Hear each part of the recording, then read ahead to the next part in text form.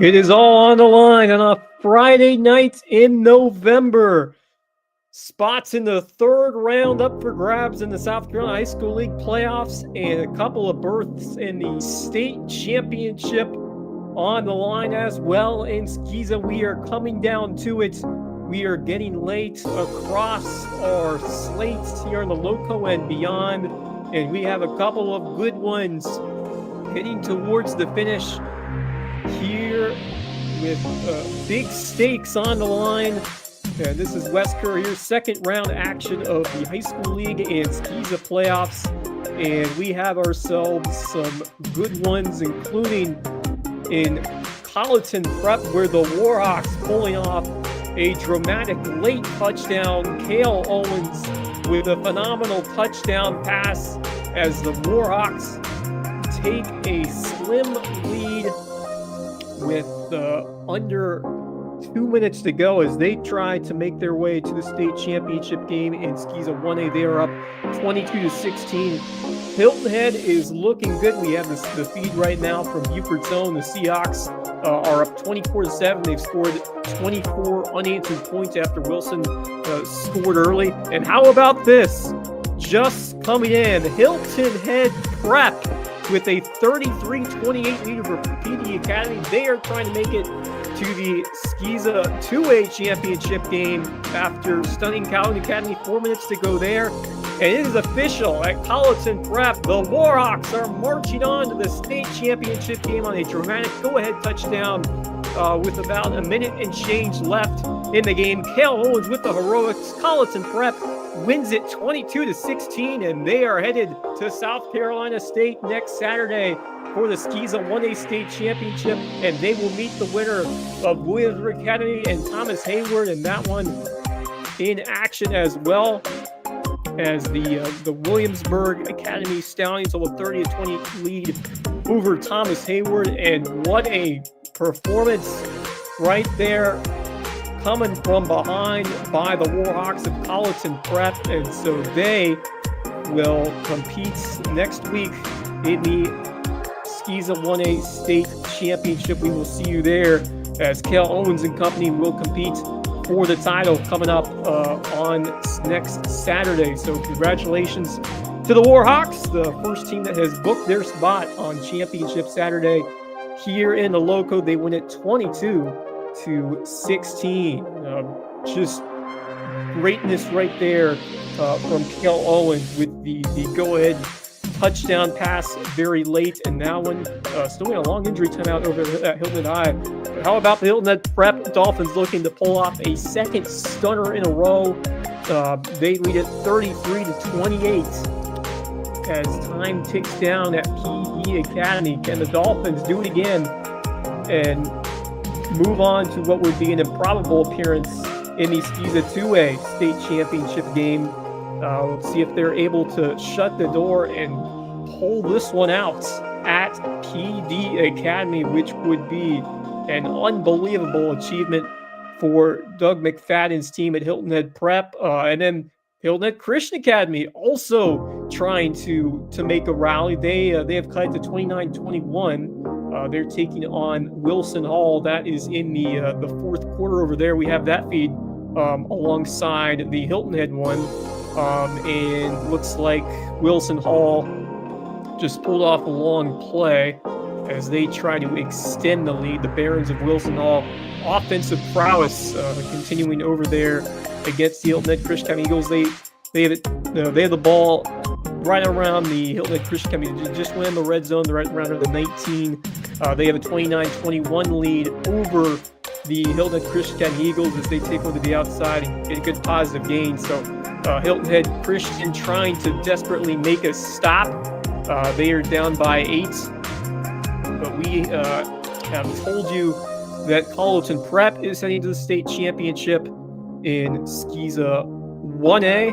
They will face the winner of Williamsburg and Thomas Heyward. Williamsburg up by 10 in the fourth quarter.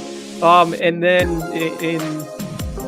back in the high school league, Hampton County rolling 28-10. Jalen Singletary with a 4-touchdown game, one of them being, I believe, a defensive score. He also has 3 rushing offensive touchdowns in this game for the Hurricanes. They are looked to be cruising on to the third round in the South Carolina High School League 2A bracket. And of course, Hilton Head, they are up by a score of 24-7 over Wilson. So that is where we stand right now. The Warhawks have punched their ticket in dramatic fashion. It was looking dire just a few minutes ago, but Cale Owens with a 40-yard go-ahead touchdown pass with just over a minute or so left to go, and the Warhawks are back in the Skeeza State Championship next weekend. What a season has been for Greg Langdale and those Warhawks after suffering a tough season opening defeat to JP2. They have not looked back, and this was quite remarkable what they were able to do tonight in just very difficult circumstances, having to traverse the field very quickly, and you lean on the guy who brought you there, and that's Cale Owens. He has been downright sensational all season long, and that's going to be a vintage moment that will live on for a long time over there at Colleton Prep. What Cale Owens was just able to do to send his Warhawks to the Skeeza 1A state championship game. So they will await Williamsburg or Thomas Heyward. Right now, the Stallions are up 30-20, and that is in the fourth quarter as we are back live at Hilton Head. 25 seconds to go in the third. Looks like the Wilson Tigers have the football as they try to come to this league. Wilson kind of gambled and tried to fake punt, and it flew up in their faces. The Seahawks got the stop, and very quickly after that, Thaddeus Sarnecki ran in for the touchdown, and that stretched the lead to 24-3. But Wilson scored the first points of the game on a tough sequence for the Seahawks. Zarnecki fumbled inside the 10, got it back in a long touchdown pass very quickly after that, put Wilson on the board. But then the Seahawks offense getting into high gear, a touchdown run from Ranishevsky after a really well-designed fake on fourth down to set up that touchdown. And then later on, some more fireworks from Jeremiah Walters on a great pass after he broke a pass on fourth down. So Walters has had a terrific game. The defense has been impactful, putting pressure on Wilson's offense throughout this game. And after that first touchdown, there's been tough sledding for the Tigers here at the Nest as the Seahawks try to move on to the third round, and they will face the winner of Great Collegiate and Hartsville, which last we checked was a very competitive game. I think we all expected a Great Collegiate to roll in that one, but Hartsville, last we checked, was right there with a small leader or down by a score or so. So we're trying to find another update from that game. Hartsville and Great Collegiate. The winner of that game will play the winner of Hilton and Wilson. The Seahawks right now in pretty good shape as we stand right now, as Wilson Hall has stretched the lead to 37-21. The Barons able to respond with 6:30 to go. Hilton Head Christian Academy with a lot of work to do.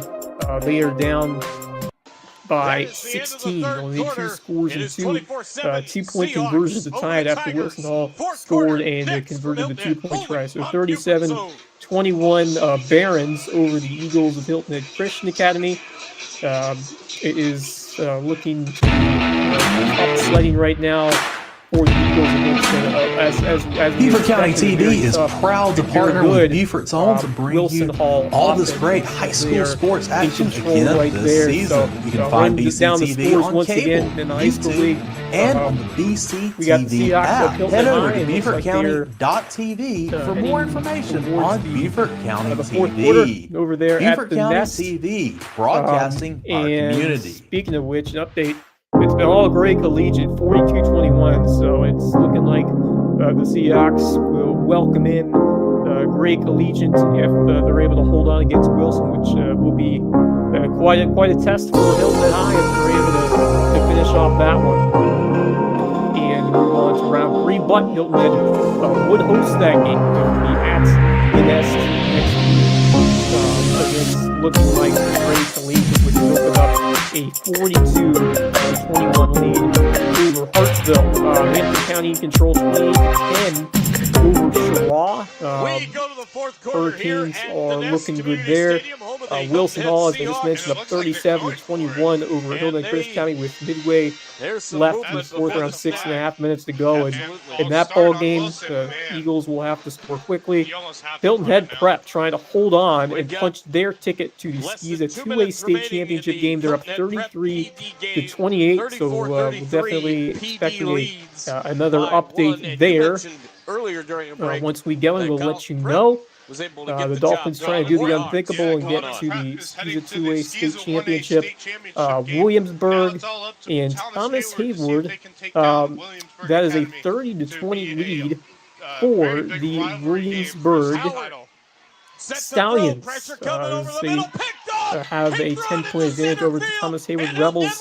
A couple of big plays from Josh Gibson as well as Tony O'Banner in that game, but the defense has not been able to do enough so far against a very good Williamsburg Academy offense. And then Colleton Prep, they are through. They are in the Skeeza State Championship game in 1A. They knocked off in dramatic fashion Dorchester Academy 22-16. They were down with about a minute and so left. Taylor Owens with a go-ahead 40-yard touchdown pass to put the Warhawks ahead for good. The defense was able to shut them down the rest of the way. What a incredible come-from-behind victory for the Warhawks. A really thrilling, fun back-and-forth game.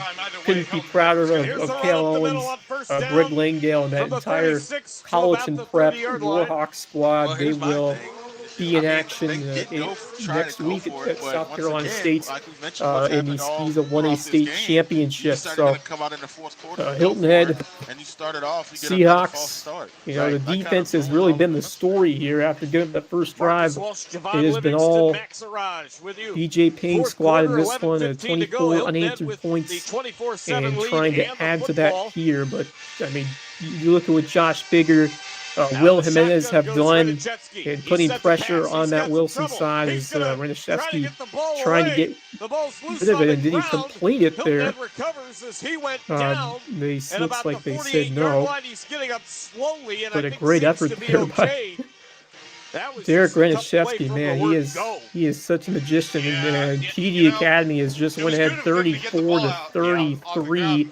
I'm not sure how much time is remaining, but shouldn't be that much at this point. So see if the Dolphins can find a way to potentially walk it off here. 34-33, a 1-point lead for the Eagles of PD Academy. And what has been a thriller against Hilton Head Prep, Hilton Head Prep team, which certainly no one expected to still be playing right now, but they are going toe-to-toe with the Eagles of PD Academy. Team they lost to, I believe, 44-0 earlier in the season, and now they are hanging right with them. Can we see some more magic from the Dolphins as we are getting late over there at PD Academy? 34-33, Eagles over the Dolphins. So far, it looks like the offense is staying on the field. Has once again flexed its muscles on defense and some tremendous drives as well as this game has gone along. From Renishevsky and company. Still looking for an update in Hampton County and Cheraw. That was 28-10. It looks like the Hurricanes should be in pretty solid cruise control from this point forward. A big night from Agent Zero. Singletary. Beaufort County TV is proud to partner with Beaufort's Own to bring you all this great high school sports action in this one. 3 rushing touchdowns and a find pick BCTV on cable, so YouTube, and on the BCTV app. Head over to BeaufortCounty.tv for more information on Beaufort County TV. Something to say about TV, that in terms of broadcasting valuable components our community. To any of our teams here in the Lowco this year. But Singletary certainly showing a lot in that one as Hampton County in control against the Braves of Cheraw, which certainly against a tougher game, but big players, like Singletary, if they have standout games, it is tough. It's going to be tough to beat this Hampton County side. They will take on, if they hold on, the winner of Manning and Timberland, as I check there for an update on that one. As we move forward here on Lowco Pigskin Live, we got a terrific finish over at PD Academy between the Hilton Head Dolphins and the PD Eagles. We are still eyeing a score that Manning it's close. And Timberland game. So still looking for an update there, but that's who the Hurricanes would face should they win that contest. Hilton Head Christian County with some work to do against Wilson Hall, and certainly a commendable effort that we have seen here by the Eagles of HHCA, but they are now down 37-21. We are getting late in the fourth quarter over there. The Seahawks, Hilton Head in prime position to do what they do best, grind the opponent down, run some clock, and although we have seen, although they did just turn it over, it looks like Wilson has the football. So Hilton Head's defense back on the field as they try to hold down a pretty solid cushion, up 24-7. They are pushed back on a penalty, and this Hilton Head team, I mean, they got down themselves a bit, but they got right back up on the mat, and Zarnecki, BJ Payne went right back to him very quickly after he fumbled, and that's just the confidence you see from a guy like Thad Zarnecki. And he made some big defensive plays as well. I mean, he does not take many snaps off. When you talk about what he's been able to do for the Seahawks team, he has been just the solid rock that has really built up the success of what we've seen, really on both sides of the ball. And then, how about Bo Sexton coming in and making a big play, not just with the kicking game, but as well with a quick play pass on a fourth down punt attempt. Connected for a big time. Beaufort County TV is proud to partner with Beaufort's Own to bring you all this great high school sports action again this season. You can find BCTV on cable, YouTube, and on the BCTV app. Head over to BeaufortCounty.tv for more information on Beaufort County they played so well. Beaufort County TV, broadcasting looking like the defense is trying to hold it down, but it looks pretty good right now for Hilton Head High. Wilson Hall 37-21. They have the football as they look to hold off the Hilton Head Christian Academy Eagles, but certainly a strong effort by Ron Paduzzi's side, but looks like Wilson Hall is going to be a bit too much for the Eagles in this one. Barons have been a tremendous team in the regular season, and we saw what they did against Pinewood, and certainly that would be quite a rematch if it is the Panthers and the Barons in the state championship next week in 3A Skiza. Absolutely. But not looking so great for Hilton Head Christian Academy as they are still fighting with 3:42 to go in the fourth quarter. Hilton Head's defense has just been rock solid, and the passing game did give up a bit early, but they have really settled in, and this is what you want to see if you're BJP, a tenacious group that just doesn't waver. And I think this has been the best example of the Hilton Head team. If one thing goes wrong, they're going to find ways to fix it and have that next play mentality and move on to that next opportunity. And man, they have made Tristan Howard's life incredibly difficult here tonight. Ever since he hooked up with Taylor Brand very, very early, as we got a third down, and that one over the outstretched hand of his intended receiver, McQuan McWhite, and the Seahawks are going to force a fourth down here. the sideline to get as out of bounds, this Hilton Head pressure catch it first. and terrific coverage continues to improve and impress Too much spicy brown this Blackman's Wilson squad. on that ball. They are trying Out of to North Canton, Ohio, talking about where the mustard move is on to originally a from. third round game Shout at out home, to and it has been a my while family in Charlotte, North Carolina. since we have said Chip and Rita Walsh and my that broadcast partner, of course, Hilton Head has Daniel done Gordon. something to that It's kind of an inside magnitude. joke between us two. But they on the are air. You guys got With a the lot of they are inside knocking jokes. on the door. Just gonna call some inside jokes outside. That's what we got. Yeah, Come on, why man. not? Scrambling around Fourth this down hour. and We're all family 10, here. flushed out of the One pockets, Lowco, baby. That throwing pass way downfield, too and tall that is not for even the close. intended receiver, Amari Terrific Green, coverage as Hilton Head was sticking right with there by the Amari Green Seahawks once again, like step Elmer's for glue. step. I'm Stuck to telling him you, like glue. this Justice Seahawks Morris secondary Jones, who has really has been a big standout unbelievable in the defensively second half. Yes, they in are. the They have secondary. been He may have absolutely been on a tear. one of the And better Howard has not been coverage able to get a corners for the completion Seahawks this season. It's kind of at long. all. I They mean, pick up the whatever stop, and completions he's gotten, that jump might balls just that went about out of seal bounds. it Other with than that, just I mean, he has 9:39 not to been go. able to They've got a find an open 24-7 guy lead. in the backfield, The or Seahawks downfield. punched in there well on their way First down. to the third round high school league 31-yard playoffs line. and Hilton would Head with the score ball, their trying 11th to win of the season, extend which would be their their best 17-point lead. high water mark Lenachevsky gonna since hand it off up the middle, and 1990. that's a big gainer What right there. a spectacular To season about the 25-yard line, it I believe truly that has been stats are, Nicky.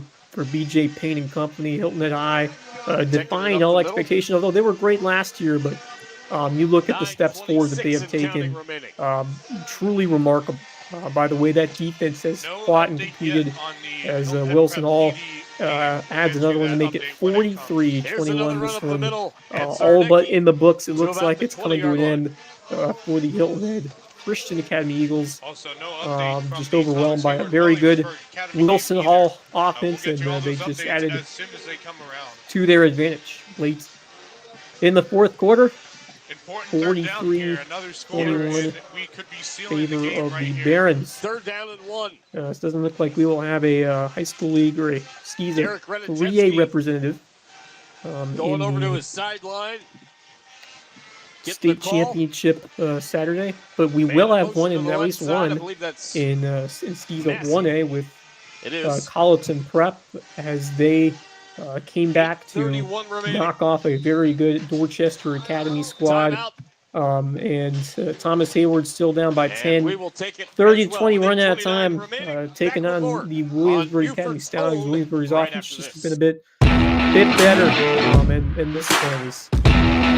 That one will. Beaufort County TV is proud to partner with Beaufort's Own to bring you all this great high school sports over action Dorchester again Academy this season. and, You can find BCTV on cable, either of those teams think YouTube, it should be and on the terrific game. I'm BCTV pumped app. up to see Head what over to Halo's gonna make in the state championship BeaufortTV game. for more information on Just an Beaufort County electric TV. player. Beaufort County Man, TV, with a flair for the broadcasting our dramatic tonight. community. What a moment, what a memory for him.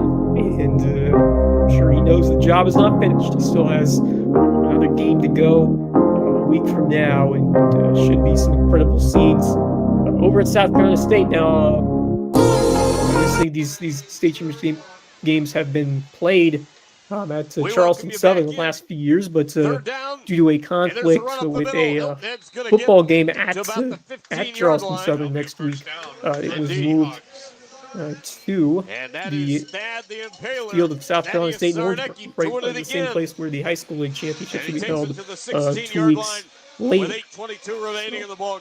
Maybe we'll be able to get to that field twice in a 3-week span. That would be pretty nice. We still have Hilton Head.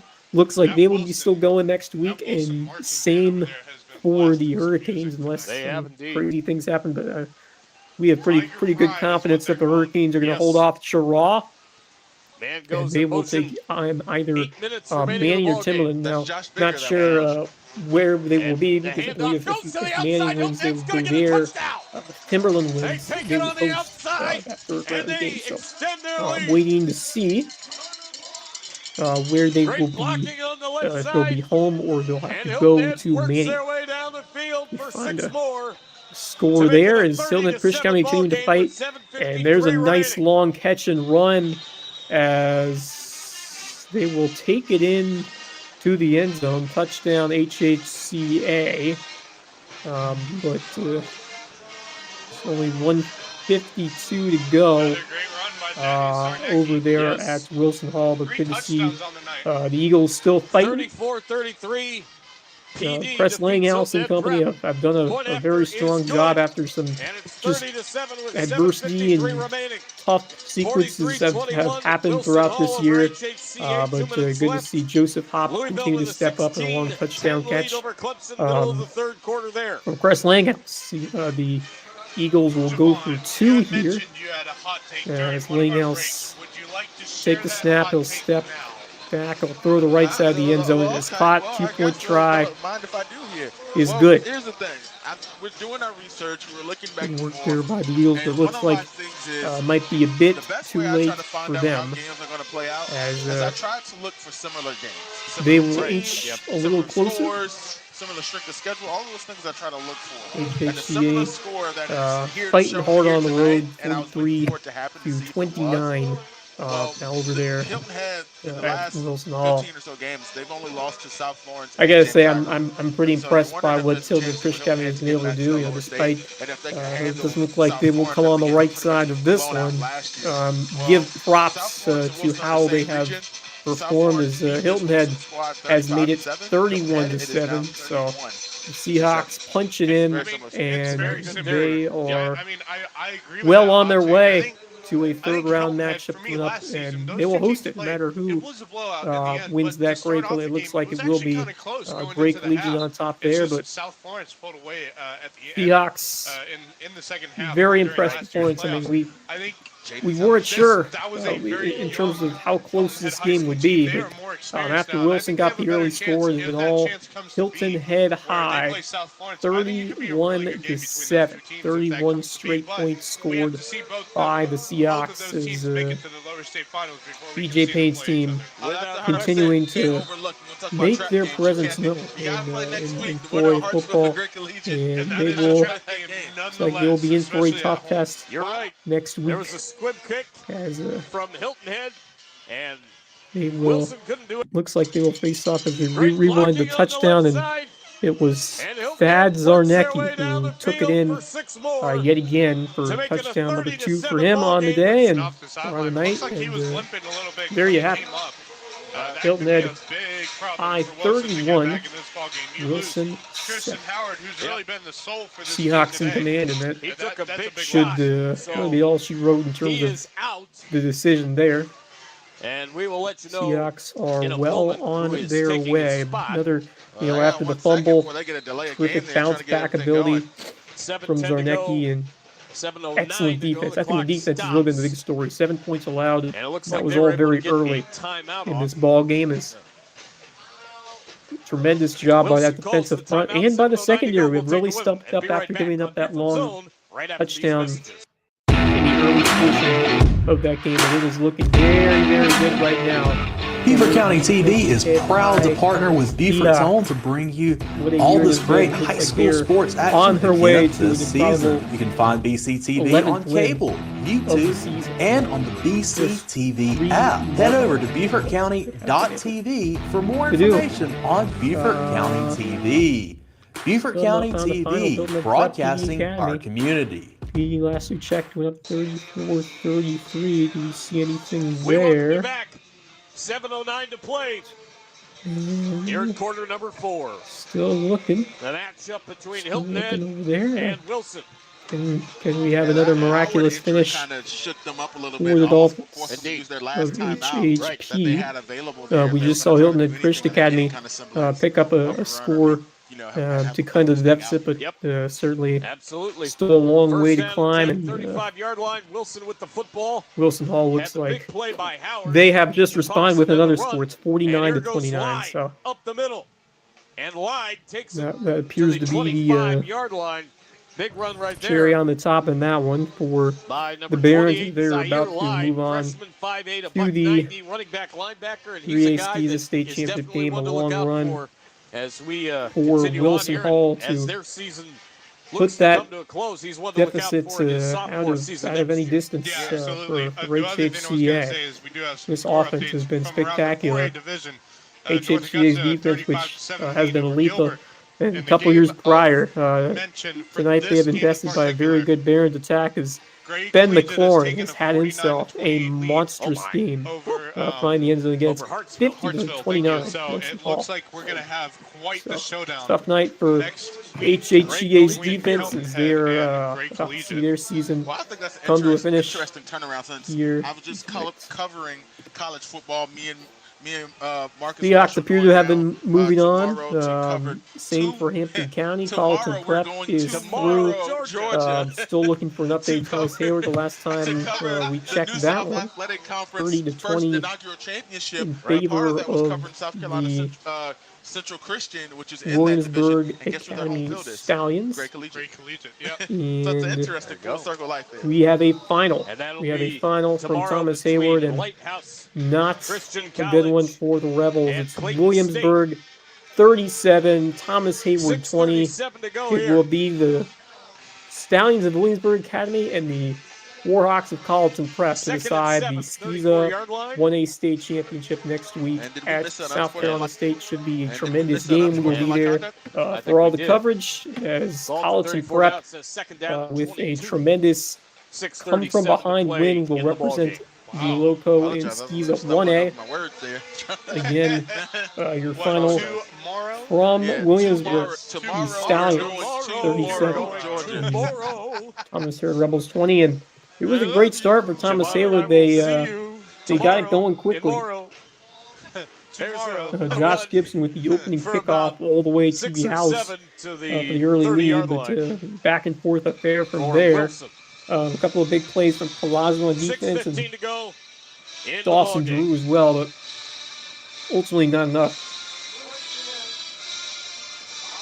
for Thomas Heyward as they fall 37-20 in offensive run near the end for the Stallions in this one. So Williamsburg and Colleton Prep is your state championship matchup in SCISA 1A. SCISA playoffs. Have a looks like we're in the final seconds over Wilson Hall 50-29. That's over right. Hilton Head Christian Academy. So it looks like we will have a 3A team. We're still waiting on the final PD Academy. Can Hilton Head Prep find a way to come back and win that one? Hilton Head Prep was at midfield. Last update from Justin Jarrett. But were they able to put some points on the board to potentially win the ball game? I'm wrong, Javon, but you saw Hammond this year. Yes, the Seahawks of Hilton High. HHCA, right? Looking to see out. It has been a really impressive win over Wilson after the Tigers got it going very early. It's been all Seahawks since 31 unanswered points, a couple of touchdown runs from Zarnecki, one from Nashevsky, and a beautiful pass by Jeremiah Walters, who has made his presence known in this ball game as well. Nothing doing there. 5:37 to go in regulation here in Hilton Head. That's my opinion. Hilton Head Seahawks here to have this one really locked up and play great collegiate. That would be quite a difficult one for Hilton Head. But you know what? By the way this defense has been playing, they certainly have a shot.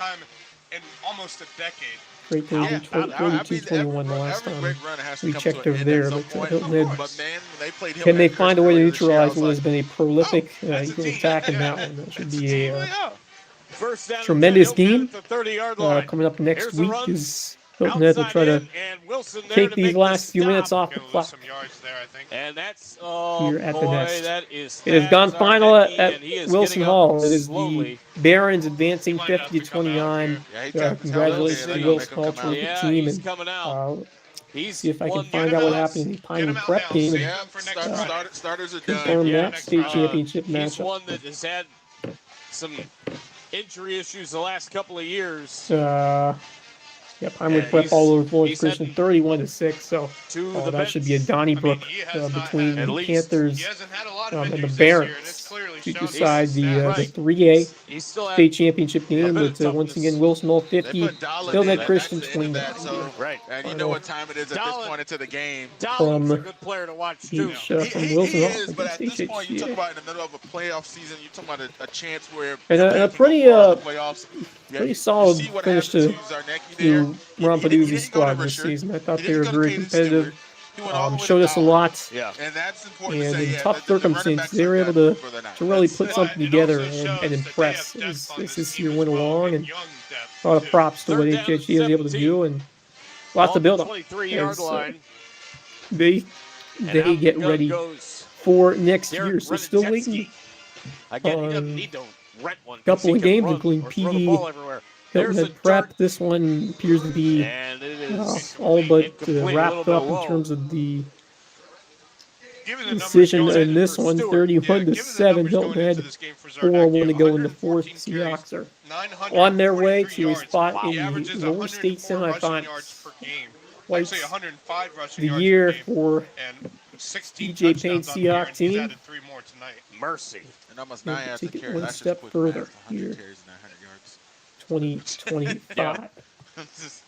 Really predicate on that defense, which was terrific here tonight. After that opening score, after the fumble, which kind of may have rattled them at the start, but after that, I mean, they have played lockdown, ferocious the defense that we had expected them to see. And this really brings me confidence. I mean, if it was a one-score or two-score game, which I expect it to be, they have different thoughts about that great collegiate. The fact they won this 31-7 shows me I think they're really well prepared to deliver a challenge to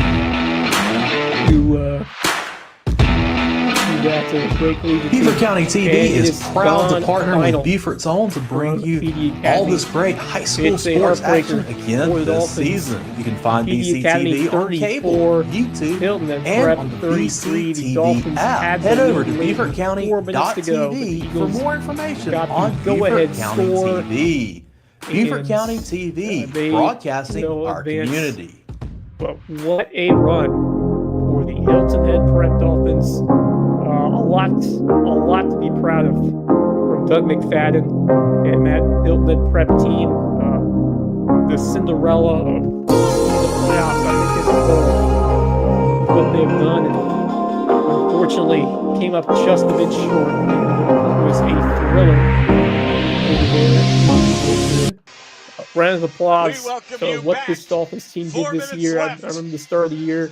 Kind of rain out, kind of just inconsistency from them. And what Doug McFadden did this year, unbelievable what that team was able to accomplish. 1 point away for a state championship game. About the 15-yard line. It hurts because you think how close it could have been. 4 minutes left. Now, Hilton Head looks to take on Great Collegiate next week. I'll say it would have been great to go to the state championship game, and that's what we want to see. But nobody's beaten Bethesda this year. No one's beaten Bethesda. There's no way. Bethesda is just been an absolute powerhouse, and yeah, it would have been great to get there. Down at 10 at the 15. Bethesda they're on another level. But look, I mean, this was a game that was 44-0. 44-0 in that first contest a couple weeks ago. A 1 point game. They have combined for a whopping 1,630 rushing yards on the season. Just incredible really stuff from the running back duo. From Doug McFadden. It may not sound like a lot, but with that Kudos running back duo, that to is Dolphins impressive for one heck of a run here in 2025. A run to and the I think there's going to be a lot more to come. I mean, Wilson a performance like this, yeah, they didn't get to the state championship game, but man, what you have built after putting together a year like you have done, knocking off the 1-2 in County Academy, giving everything, giving all that you have, and making PD have to earn it at the very end, going toe-to-toe with a perennial powerhouse.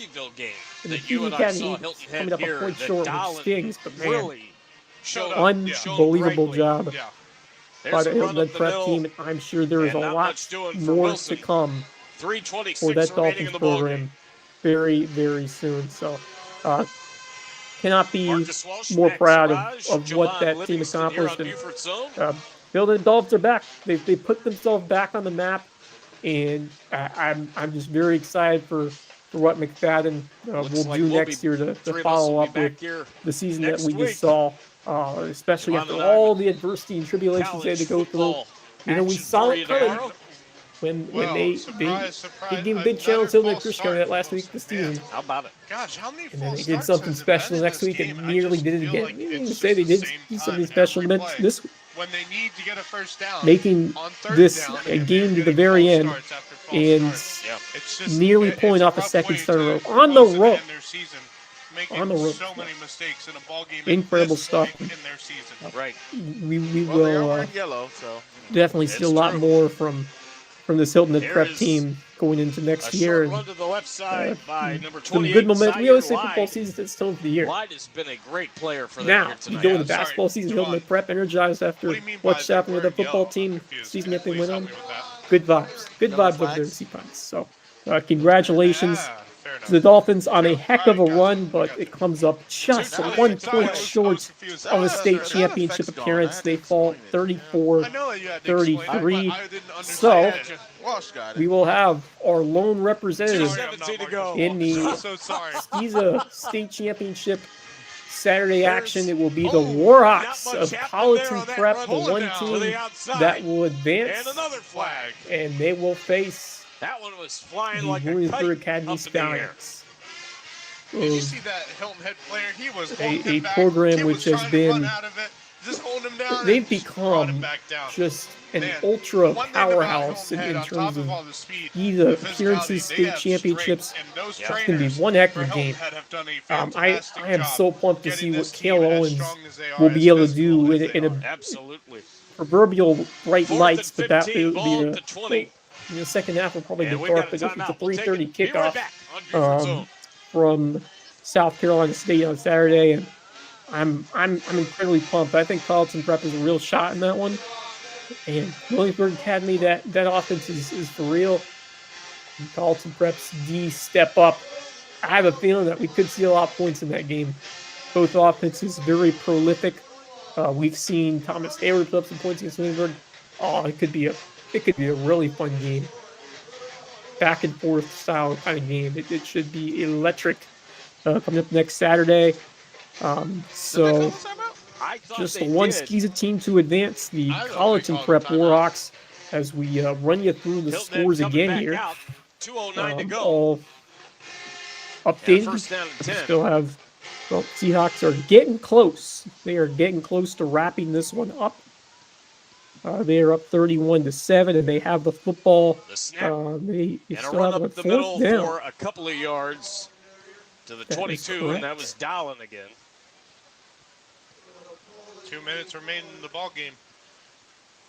What a great game Hilton it's Head, been for Yes. regardless. And they will be moving on to another home I'm game not sure. tomorrow night. Okay, I don't Or, think not the tomorrow night. What am I saying? Next Friday. the ticker Sorry. was, or the scoreboard was 49-28. correct there. Back They had to second back. down Hey, versus the chain crew. So I think that Hilton was Head's the same ball. score 1:34 to updated go, us on and Max they a few will hours ago. look to run out the rest of this clock. Tell you what, though, 2nd and 8.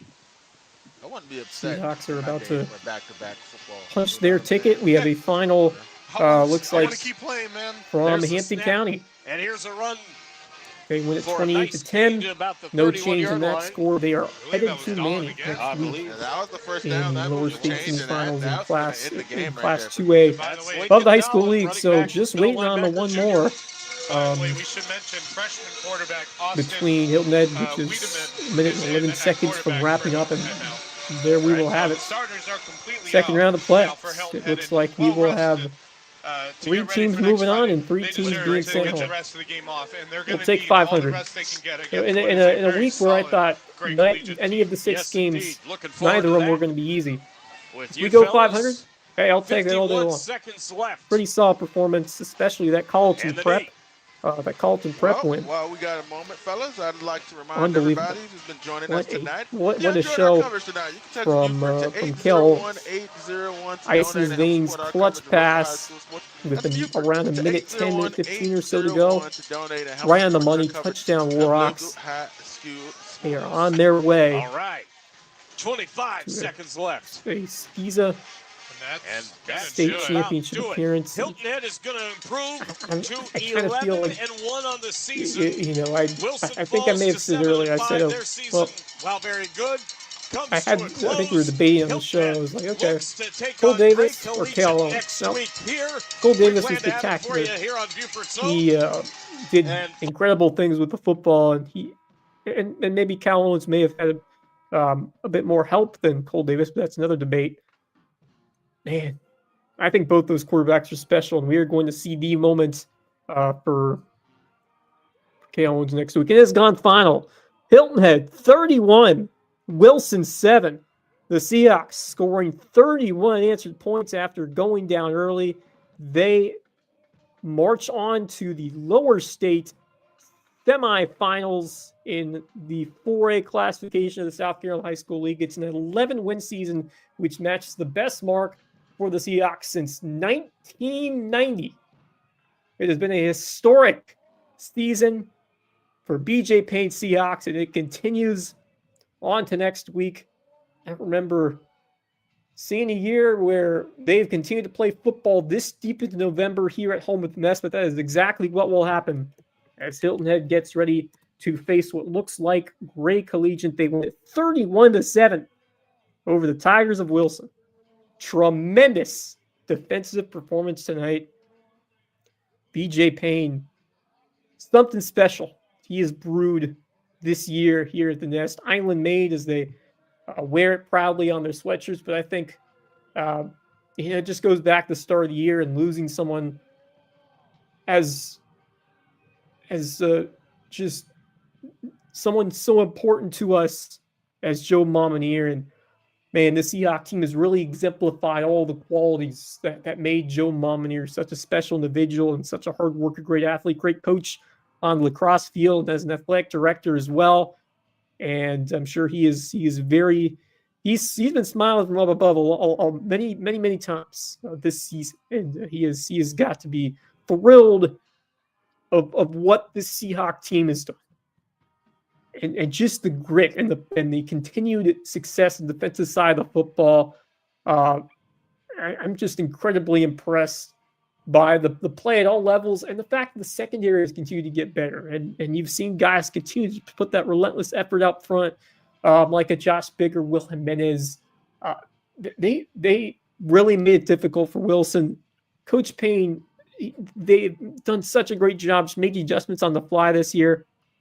They have been just incredibly tough to beat, especially here at home this year. Bluffton gave them a good run, but they have put together two tremendous performances so far in the playoffs, and they are moving on to round 3, which will be right here at the Nest. Hampton County in the house. The Canes are moving on. To the third round of the High School League 2A playoffs. Hampton County Hurricanes, they are on their way to Manning, and will have their sights set on some revenge. They get another chance at Manning, the team that knocked them off a year ago. Oh, they have been waiting a long time. See this team again next week. Oh my, will that be fun?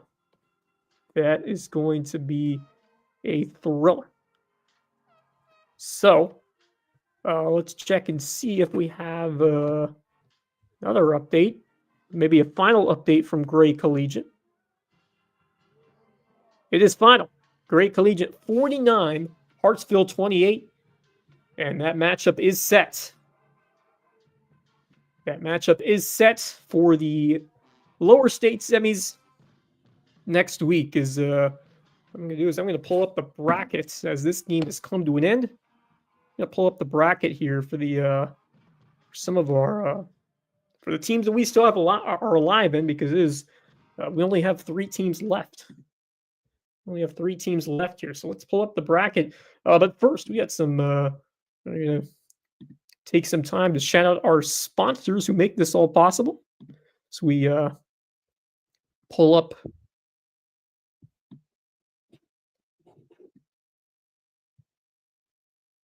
our sponsors who continue to do such a great job supporting everything we do here at Lowco Sports.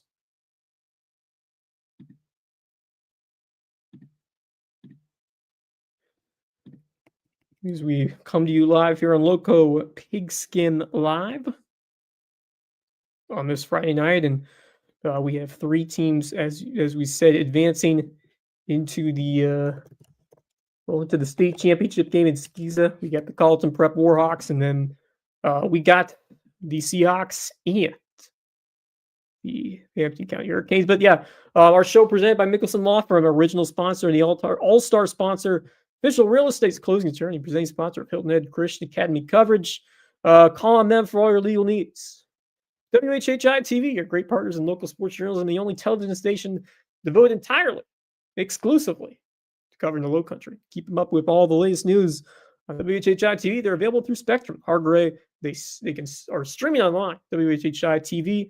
Welcome back, Hudson Seafood House in the Docks, the local booster club. Great place. Oh, fantastic food. Fantastic. Seafood's great. The shrimp is great. The hush puppies are great as well. And sunsets and cocktails. Building it out. Presenting sponsor in front of the bus. New episodes every Tuesday. Although we record on Wednesday this week, but I assume we'll be back to Tuesday this coming week on the Local Media Network. Twinge and Twombly, our new sponsor, personal injury attorneys. A rare name, but remarkable service.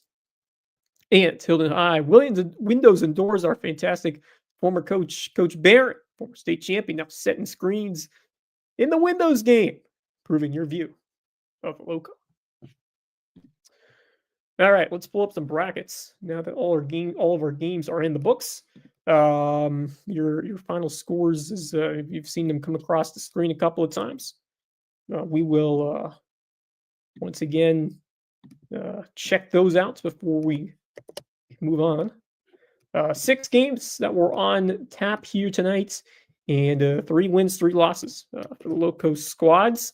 Started Hilton High, as we mentioned, 31-7. Seahawks move on to the 3rd round of the High School League 4A playoffs. They get Gray Collegiate at home, and that should be a great opportunity for Hilton Head's team. And you know what? Don't put it past them. Don't put it past them. By the way, they've been playing defense right now. 31-7 Seahawks. Hampton County rolls 28-10 over Sherrod. Really wasn't close, but it was all Jalen Singletary. 3 rushing touchdowns and the pick 6. He could count for all 4 of them in the Hurricanes win. And then over in Ski, although actually Hampton County, I mentioned they'll be on the road at Manning, rematch of last year, and that heartbreaking loss. That's where they will be in round 3 coming up next weekend. And then Skeeza, we had 4 teams enter, only 1 survived. Unfortunately, Wilson Hall being Hilton Christian 50-29. PD barely knocking off Hilton Prep 34-33. Man, what a remarkable run it has been for the Dolphins. Just unbelievable. Nearly 2 upsets in a row, and man, just so close doing it again. But just tremendous stuff this year in the playoffs from Hilton Head Prep. 34 PD, 33 Hilton Head Prep. Your final from Skeeza 2A. And then in 1A, Thomas Harrop up a good fight early, but Williamsburg pulled away 37-20. They will face the Colleton Prep Warhawks thanks to some heroics. Cale Owens, go-ahead touchdown pass with under 2 minutes to go. They win it 22-16. They will take on the Stallions next week on Saturday for it all. Skeeza 1A. So we'll definitely have a lot more analysis on that one. And Justin Jarrett, founder of Lowco Sports. What's up, buddy? You were at the Colleton Prep, or what am I saying? I've just been an hour and I'm already saying this information. You were at USCB. Yeah, I was. I'm coming in hot from the Cove. We had the season opener tonight for the USCB women. So Kevin Libby and I were on the call. Actually, 2 games tonight and 2 tomorrow because it's the Southeast Regional Challenge. Got two Peach Belt Conference teams, USCB and Georgia Southwestern, each playing both UVA-wise from Conference Carolina, the SAC, rather, South Atlantic Conference, and Ferrum College from the Conference Carolinas. USCB women got a win tonight, down 6 at halftime, down 5 going to the fourth, won by 9, 75-66. Really great night for the Catwoman. She and Janiah Heyward both had double-doubles. Good stuff. And then we saw UVA-wise hold off Georgia Southwestern after getting up by 19 early. They held on for a 3-point win. So a couple of good games tonight, and we get to see USCB against UVA-wise tomorrow night at 7:30. I'll be there. Did they play? Did those two teams play at the Cove as well tonight? Yeah. Okay, yeah, I didn't realize that. Georgia Southwestern and Ferrum will play tomorrow night at 5:30. Okay, so like kind of a little tournament action, or just like other games going on around here. Cool. Yeah, they call it the Southeastern Challenge, Region Challenge. Cool. USCB men are playing in the same type of event up at Francis Marion.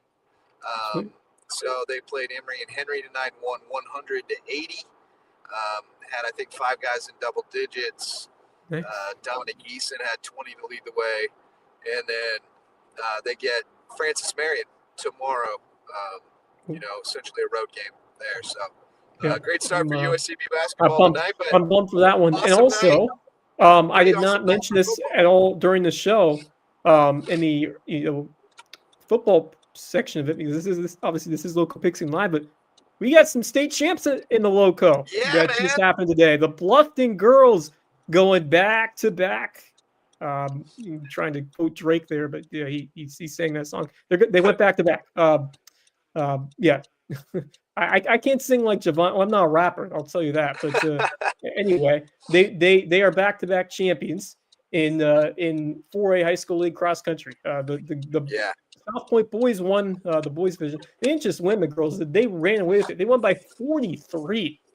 Yeah, and I didn't see that coming.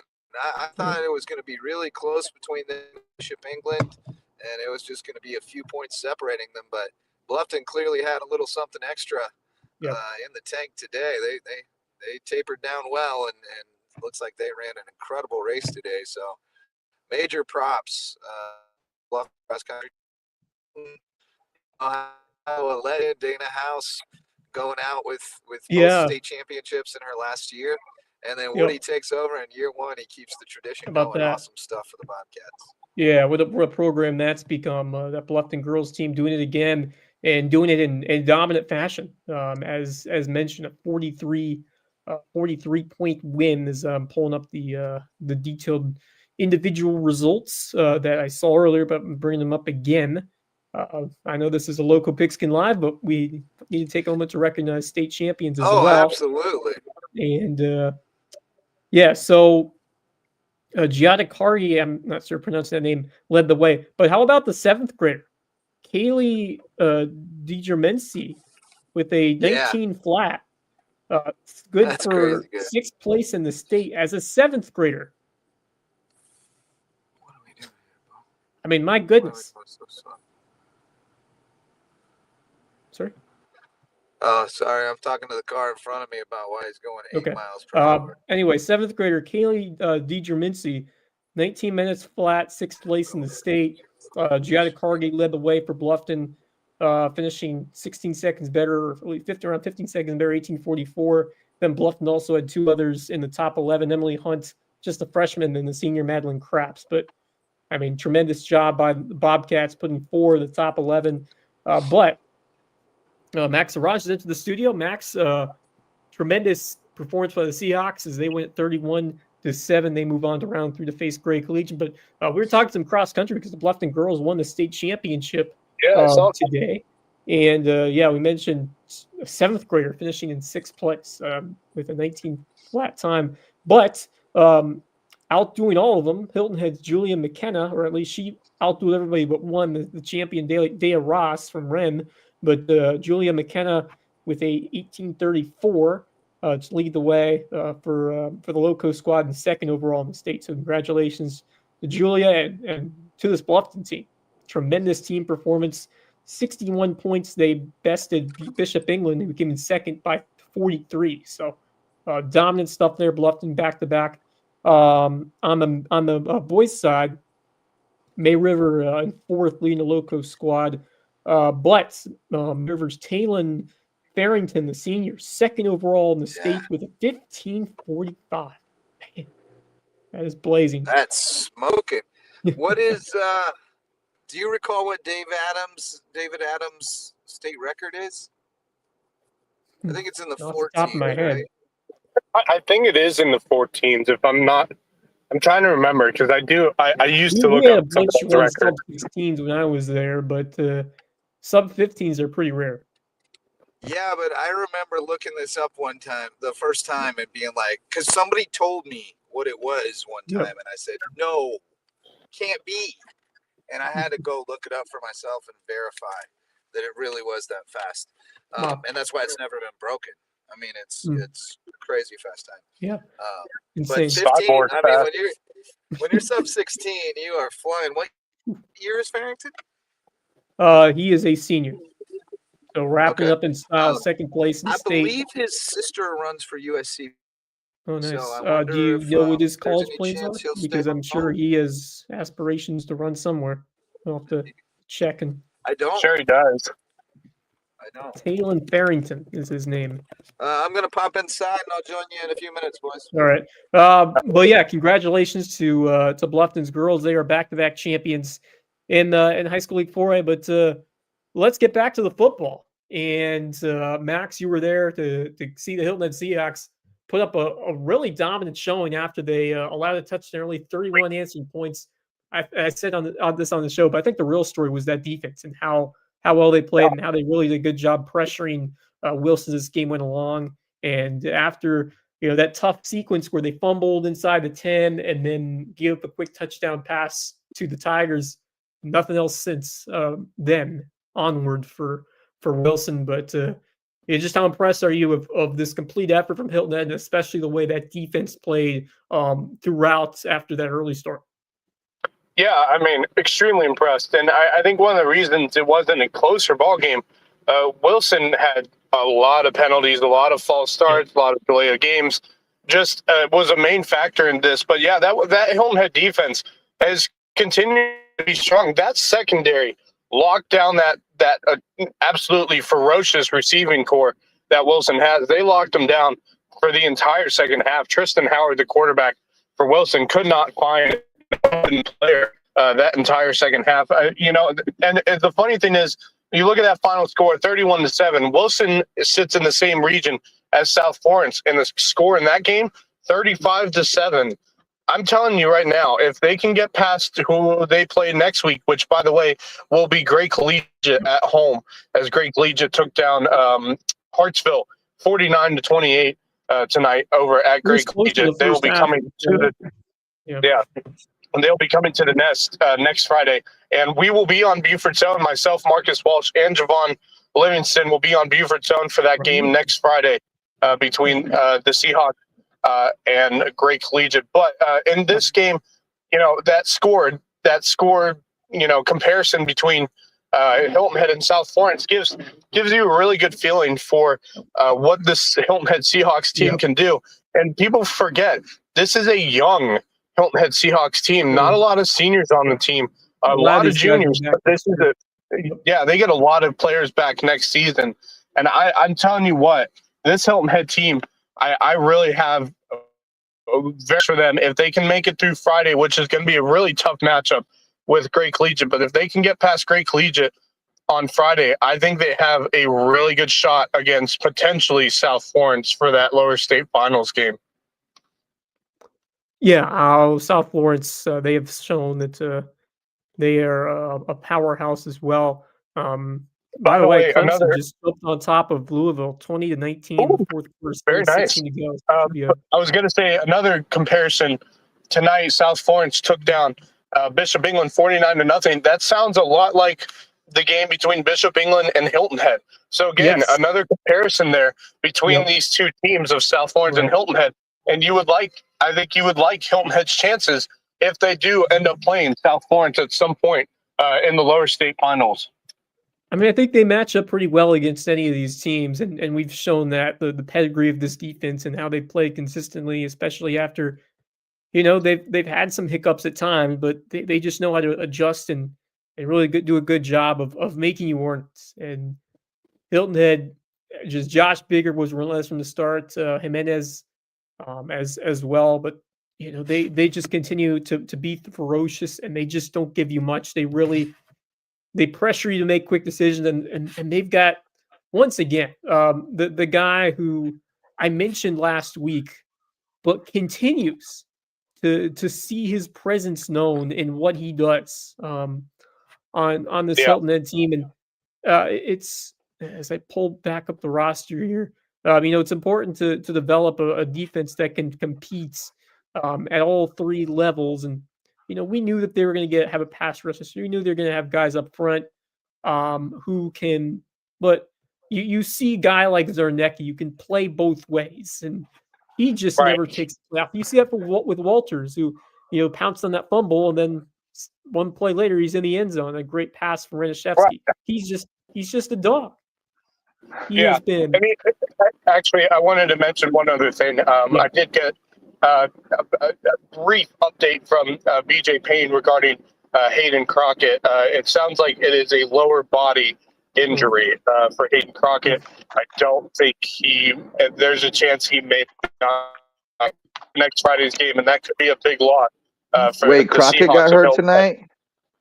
Yeah, Hayden Crockett got hurt. He was carried off in a stretcher, so I'm not sure if he's going to be able to return their game next Friday. So that could play a factor in their game. That's too. Yeah, I mean, he's another big time piece. Their center was already missing a couple, another piece. So they're getting thin on the line, which is certainly they are not what you want to see getting into a matchup with great Legion. So that's asking a lot. Makes it, to turn it around that quick.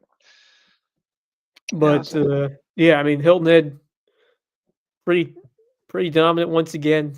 Two tremendous performances, but just the margin of victory, I expect to be a bit closer. But give credit to the Seahawks for how he just continued to work hard on defense. And man, the other guy who I was going to mention was Cohen Fields.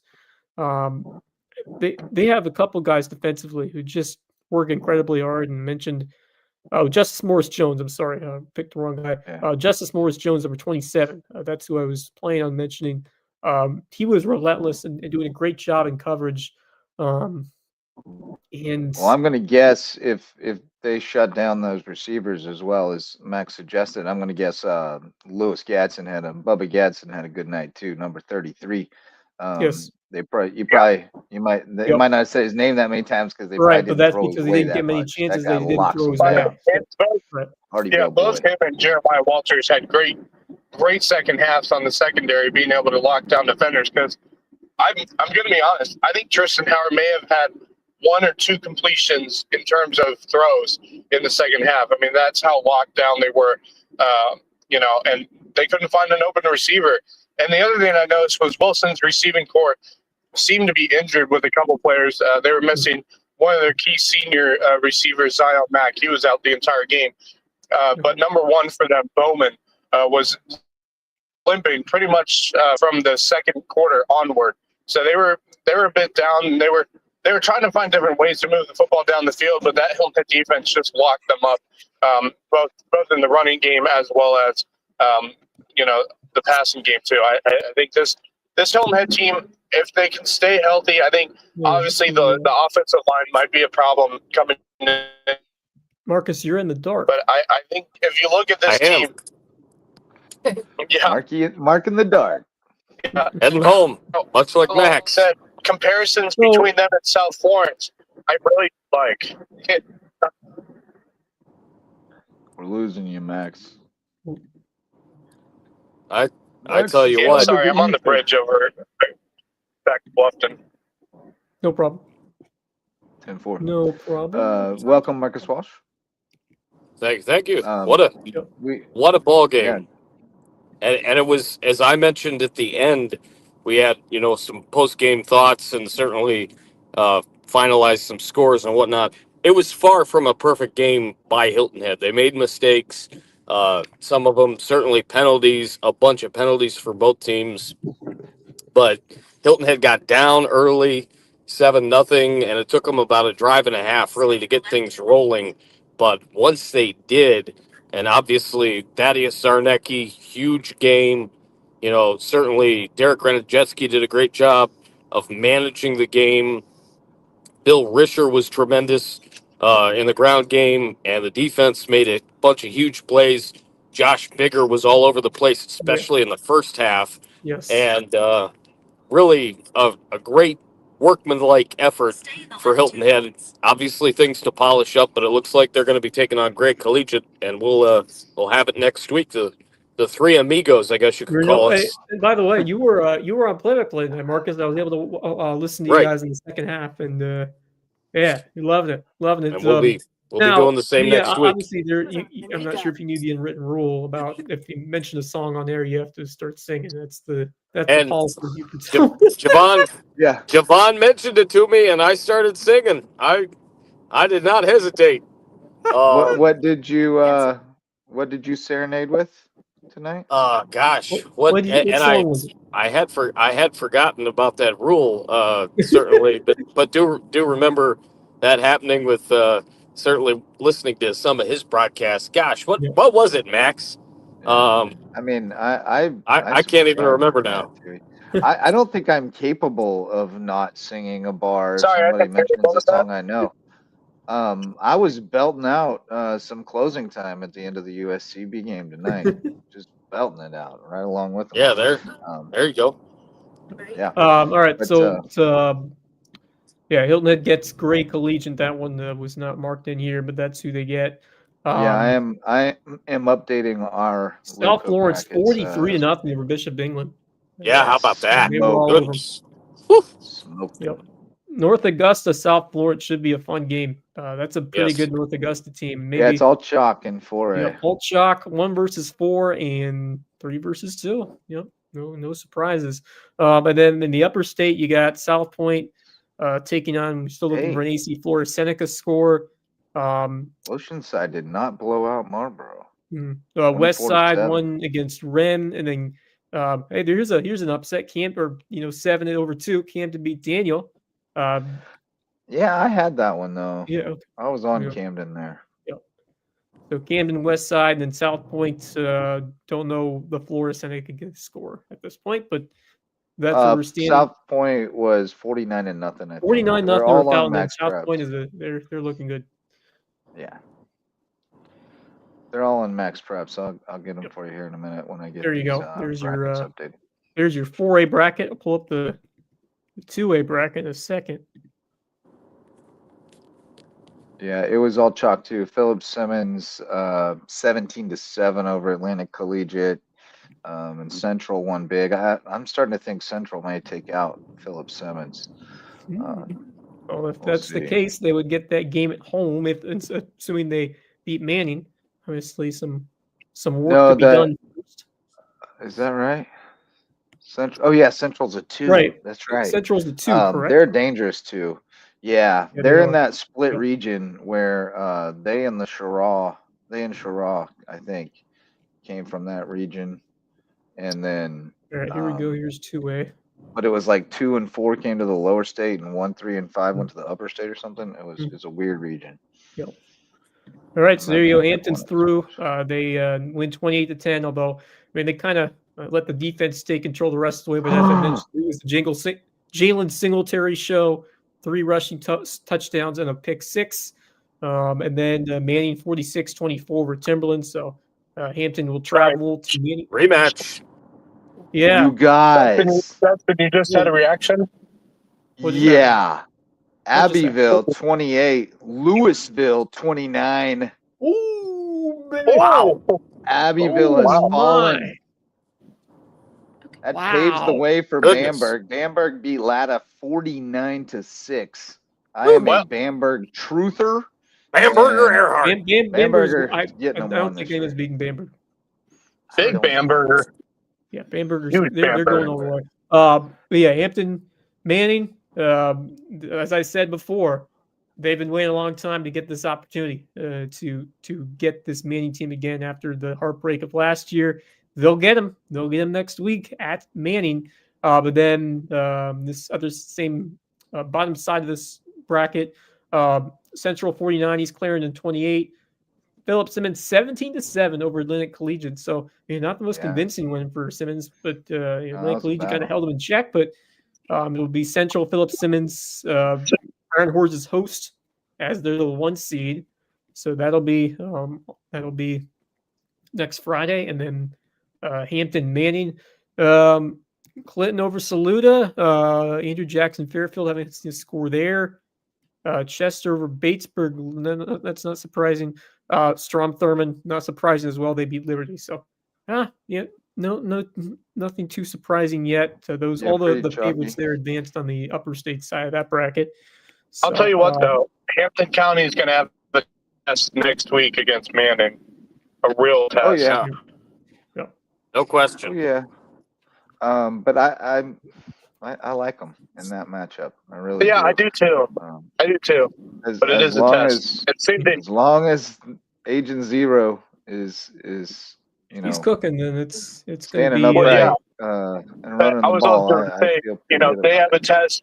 Hilton Head definitely has a test against Great Collegiate at home next week. Yes, they do. Oh, for sure. DC is already texted me. I'll check them. I'm encouraged about what Hilton Head now. That injury, the Crockett certainly tempers a bit for me, just how important he has been. But still, the defense can find a way to keep him in that game. Yeah, I'm sold on how good this Hilton Head defense. I am too. Tonight added to my confidence because that Wilson team had some firepower and they didn't have any trouble shutting them down. A couple of those receivers who were impactful earlier, Hilton had kind of shut them down after that. I mean, they had a couple of big completions, but other than that, I mean, it's really all Seahawks. I didn't see too many big plays from Wilson after the long touch or the touchdown after the turnover, and then after that, I mean, you saw the big fumble recovery by Walters, and that kind of really propelled that game in their direction. So, Lyde was absolutely terrific on the ground and a big force of their offense. If I'm being honest, he really was outstanding. They did a great job of shutting down the big guy that they have on the outside, and it was smash mouth, pounded football, and Hilton Head did a great job of stopping it for the most part. Yeah, I'm like I said, I think this defense has what it takes, and it's not just the front up on the line, but I think the secondary can compete against most squads, if not a good amount of them. Just the way they were able to stay locked in and displaying some strong coverage downfield. I mean, this is a team that we weren't really sure what to expect in that department, but they're looking like a legit great defense. And what Max said earlier, a bunch of these guys are coming right back next year. Yeah, I mean, this team's going to be very good again in 2026. There's no doubt about that. And you still have a chance to do something special this year. And man, I mean, this is pretty uncharted territory, especially for myself as a Seahawks fan. We've never hosted a playoff game this late in the season, or at least this late in the month of November. So it's pretty cool stuff to be able to still play. No, to host, you're right. But right. Last year I'm just saying they weren't home in the third round last year. No, they had to go to South Florence, and it felt like a pipe dream. So you're right. Being at home against and it didn't turn out to be a pipe dream. Like they were in that game for a half, right? And then Jaden Sellers happened. But he's a Gamecock now, so I love the way their defense plays. So I feel like they got a shot no matter what. It changes the metric if Crockett's out for sure, but I think you have enough confidence in your offense that you're going to take what's there. Take what they give you. Continues to be just a pro. You make things happen, and Raniszewski, he had some crazy schoolyard plays in this game where he was trying to make things happen through the air. One resulted in an interception. He just misjudged that throw a bit, but he can make things happen. Yep. Just the creativity of his game, pretty special. He can run the football as well.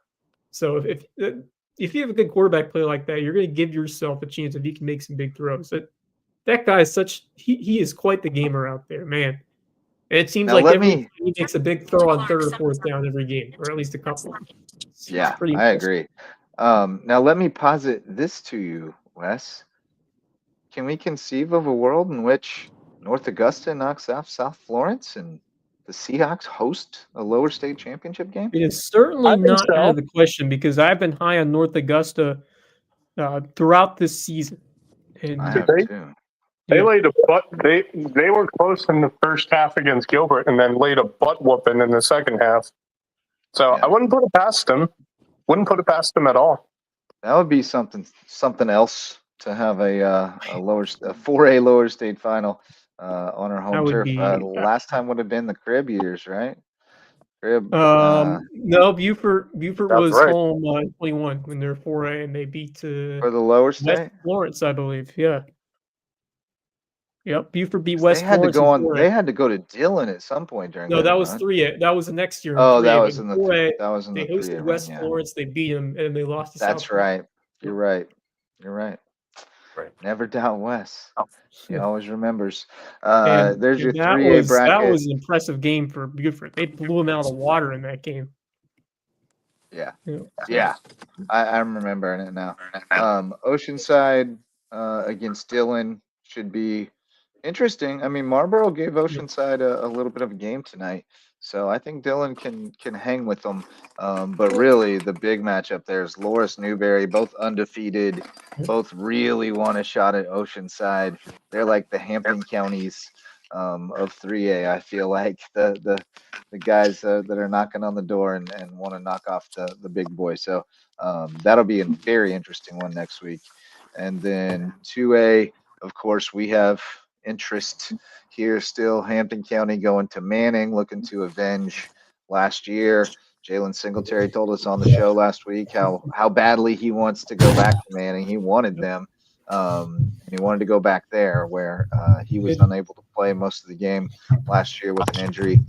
And then we'll be looking to see what happens with Central and Philip Simmons, because if Central could pull the upset there, which is definitely a possibility, then we could see Hampton County getting back home in Barnville for a lower state final. So, and that's certainly possible. I think that Central they've spent a lot of time this year as the #1 team in the poll. They've been a very strong, prolific group, and I know they lost to Andrew Jackson, I believe, but I still think they're a very competitive, terrific team. And I don't know. I mean, if I had to pick that game, I think it's a toss-up between them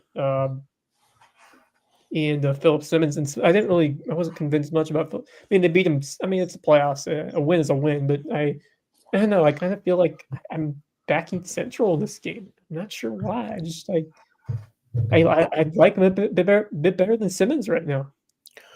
Yeah, especially with the scores tonight. I think. I mean, obviously, Atlanta Collegiate's no slouch. Let's be real about that. They're a solid football team, but I think that's a little too close for comfort if you're Philip Simmons, and I think they can't have a close game like that against Central because that is a very strong Central team.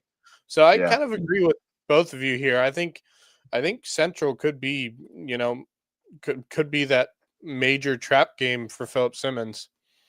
I was on Philip Simmons going into the tournament, but the way they're trending right now, I think I would probably take Central if I were picking now.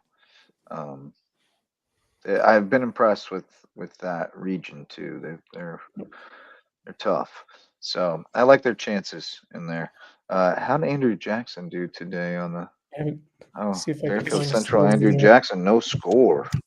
I'm gonna see if I can find that one. Now, looking at this bracket, so say Hampton County wins, say Central wins. Hampton County, I would assume, gets the Hampton home County's at home. Yeah.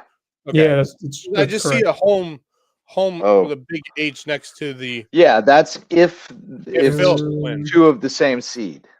God, the H just indicates if you have two of the same seed, who will be the home team. Okay. So that is the H decides H. who's home, and yeah, if it's two of the same seed. Yep. So we still in a hunt there. 1A bracket. Here you go. Cross shutout Bethune-Bowman. Johnsonville beat Scottsbranch pretty bad, which is a little surprising. So wow. Not that they beat them, but that they kind of whooped them. So that semifinal is interesting. Carvers Bay Bamberg is a very good. Carvers Bay is good. They smoked Lakeview tonight. Yeah, they're really good. But they got to go to Bamberg. So I think that's going to be a really good game. I really think that's the lower state championship game. I think whoever wins it is gonna be the one that represents in the. I like Bamberg a lot. State championship, and Abbeville is out. OUT, crazy, crazy, unheard of. Oh man, they're gonna be like. It's going to be like Friday Night Lights. They're going to burn down the coach's house tonight. Oh, God.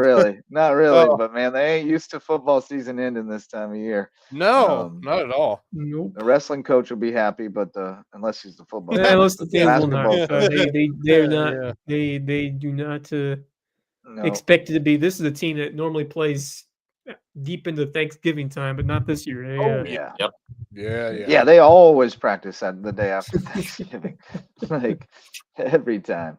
But Johnsonville, they beat Scottsbranch 38-14. HKT beat Wearshaws, so they could be a problem in the upstate. But man, that really Lamar, it opens it up. Oh yes, Lamar in the upstate. So they got a path now. But Bamberg, if they get through, Bamberg Lamar game for a state title would be fun. That could be fun. Oh yeah, it would be fun to watch. Yeah, 100%. He's a 3. I didn't get these updated. Yeah.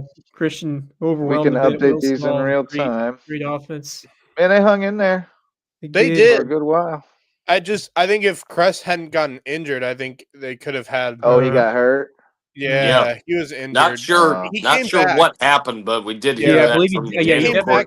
Remember, he came back in the game later. So he came back. He was hurt. Okay.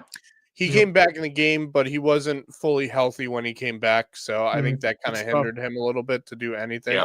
Yeah, but if you give up 50, that's long odds. But I mean, granted, this was the state championship game we expected to see anyway coming out of this bracket. Pinewood and Wilson all. I mean, Christian Academy. And Pinewood. 45. Hey, they played. I'm telling you right now, because those two teams played in the semifinals last year. That was a much better game played by. They were a lot more competitive. I mean, a lot more by the eye test and by the score. This one though, man, as big of a heartbreaker as you could have, 34-33. And they took the lead, like they had to go ahead. They had 4 minutes left. And then they got to midfield and couldn't. Oh man, get to the scoring range. I'm not sure. What a how much of an effort. What an effort! What a tremendous run! Just gonna say right now, if they had won, you would have had to eat a massive crow. Oh, I would have been. I would have too. I would have been. That was the right pick to pick, man. I would have loved to eat it. Yeah. No, tell you what. I was gonna ask you if they won tonight, how would you like your crow cooked? Oh, hey, I'd love it. I would love to see that. Hey, and you know what? You were on to something with that pick because man, they had every chance to win that game. I'm serious though. Like Marcus and of course Kevin went through, and as they were talking, I was just thinking, man, something about the prep team. You know, something about the team. Yeah, you know. I mean, look, God, what a game! It was the camo boys. I'll tell you what, that first game, that made you believe. 44-0 game. That just shows how much this team has improved. God, I mean, man, can you imagine compared to what you saw that first game? I just want to say, to close a 44-0 gap to make it a 1-point game the next time around. That unbelievable is what growth looks like on an exponential. Unbelievable. And they have no reason to hang their heads. No way. None. No way. With the way that they their heads high because battle. They went into, here's the other not thing. just with that, kids but get it. in the second half of the year, Just phenomenal and stuff. Just all that went against them. I look early in the year with the St. Andrews game. You go back to that Beaufort Academy Dude, they would game, beat St. Andrews like a drum. and then that game they had to play on a Tuesday. Just yeah. I wonder though. I know Bethesda's really good, granted, but do you think it would have been a closer game with this prep team over against Bethesda? Oh, for sure. It would have been a more. I don't think they would win, but here's the other thing I want to say. It wouldn't be running clock the whole second I would have half, loved to see them win the state championship game. Right. No one's beaten Bethesda. I would say this though. No one's beaten Bethesda this year. Here's the other thing though. That prep team had to drive 4 hours to PD Academy, which is one of the most raucous football games you can go to in Skeeza. Hey, they weren't intimidated by environment. They made it a 1-point game. Yes, you better hold your heads up high for a game like that. I guarantee you they are. That was epic, and that's a program building. Couple of games that they played in the playoffs. That's the program turnaround. All the reps that those younger guys got. Like obviously they got to find some new dudes, but I'm sure they got. I know they at least got one kid who's young, who's a quarterback, gonna be a quarterback. He plays baseball too, but I know he's a quarterback. They got kids there. They got athletes there. And I said that's all Doug I McFadden said this needs. earlier in He's the proven show. that now. Give me athletes who are willing to work, and I'll make you into football players. Look, I said this earlier in the show. To get to this point, to upset a 1 seed in Colleton Academy, to take PD to the very last few seconds of a game like this. Yeah, I mean, this could be a big time turnaround for this program, and to see what they did, that's going to attract just more energy and excitement for this program going forward. So this is going to stick. I think this is a true big time turnaround for Hilton Head Prep football. And I agree. What a hire that has been proved to been. To get a guy like Doug McFadden, terrific coach. And he's not going anywhere either. Alongside him. Oh no! Oh God, no! I really hope he's not going anywhere. He loves not this now. place. God, no, not now. He was never going anywhere. Like he wants to live here, And he seems to be in here for this day. I think he's. I have somebody else that I want to give a shout out to when it comes to that school, and certainly we've talked about a couple of guys in this position over the years, certainly Rich Basirico being one, and he's a very tight guy and friends with all of us for sure. Oh, yeah. But what a job that Sean Hardy has done. Oh, yeah. Yep. I mean, my gosh, to completely just be entrenched in everything with the athletics. Eric was there for a couple of years, and obviously things didn't quite work out. I don't know, obviously, the whole story, but clearly they didn't. And that was at a point where Hilton Head Prep was kind of down, certainly football, but they were down. And Sean has resurrected that entire athletic program. Yeah, a bunch of sports. And now you bring that same energy in the basketball season. It's going to be a lot of fun. And basketball, has always been one of the mainstays for sure. But I can't wait to see Coach Campbell and Coach Strickland and what they can do with those respective programs. But we still got a little ways to go. Yep. Coach Campbell was, of course, in the Cove tonight. So was Randy Campbell, the new Sand Shark. The whole family was in there. So that was cool. Courtney had a good showing. She didn't have big numbers or anything, but she looked good out there. Team looked good. And on other Hilton Head Prep related news, I don't know if you guys realize, but Wednesday in the Cove, Florida Tech is coming, which means Ty Harpring will be in the game. Yeah. Gonna be a good time. Nice. Looking a lot forward of to Hilton that. Prep connections there. Yeah, that's awesome. Yeah. And we got one going to the ship. It ain't gonna be a Charleston Southern, though. I gotta fix that. It's South Carolina State. South Carolina State. Oliver C. Dawson Stadium. Let them Lowco Skeeza group. I mentioned it the other night, but my first ever Skeeza State Championship event was the what it would have been 2005. Is that when I got here? Yeah, 2005 state championship at South Carolina State, where Hilton Head Prep beat Prep, Colleton Prep. That was a Brock Miller and now Colleton Prep wasn't in your coverage area at that They time. were not, but no, they were not. So we were all in on And Hilton of course, Head the head coach was none other than Ron Peduzzi. Ron Peduzzi.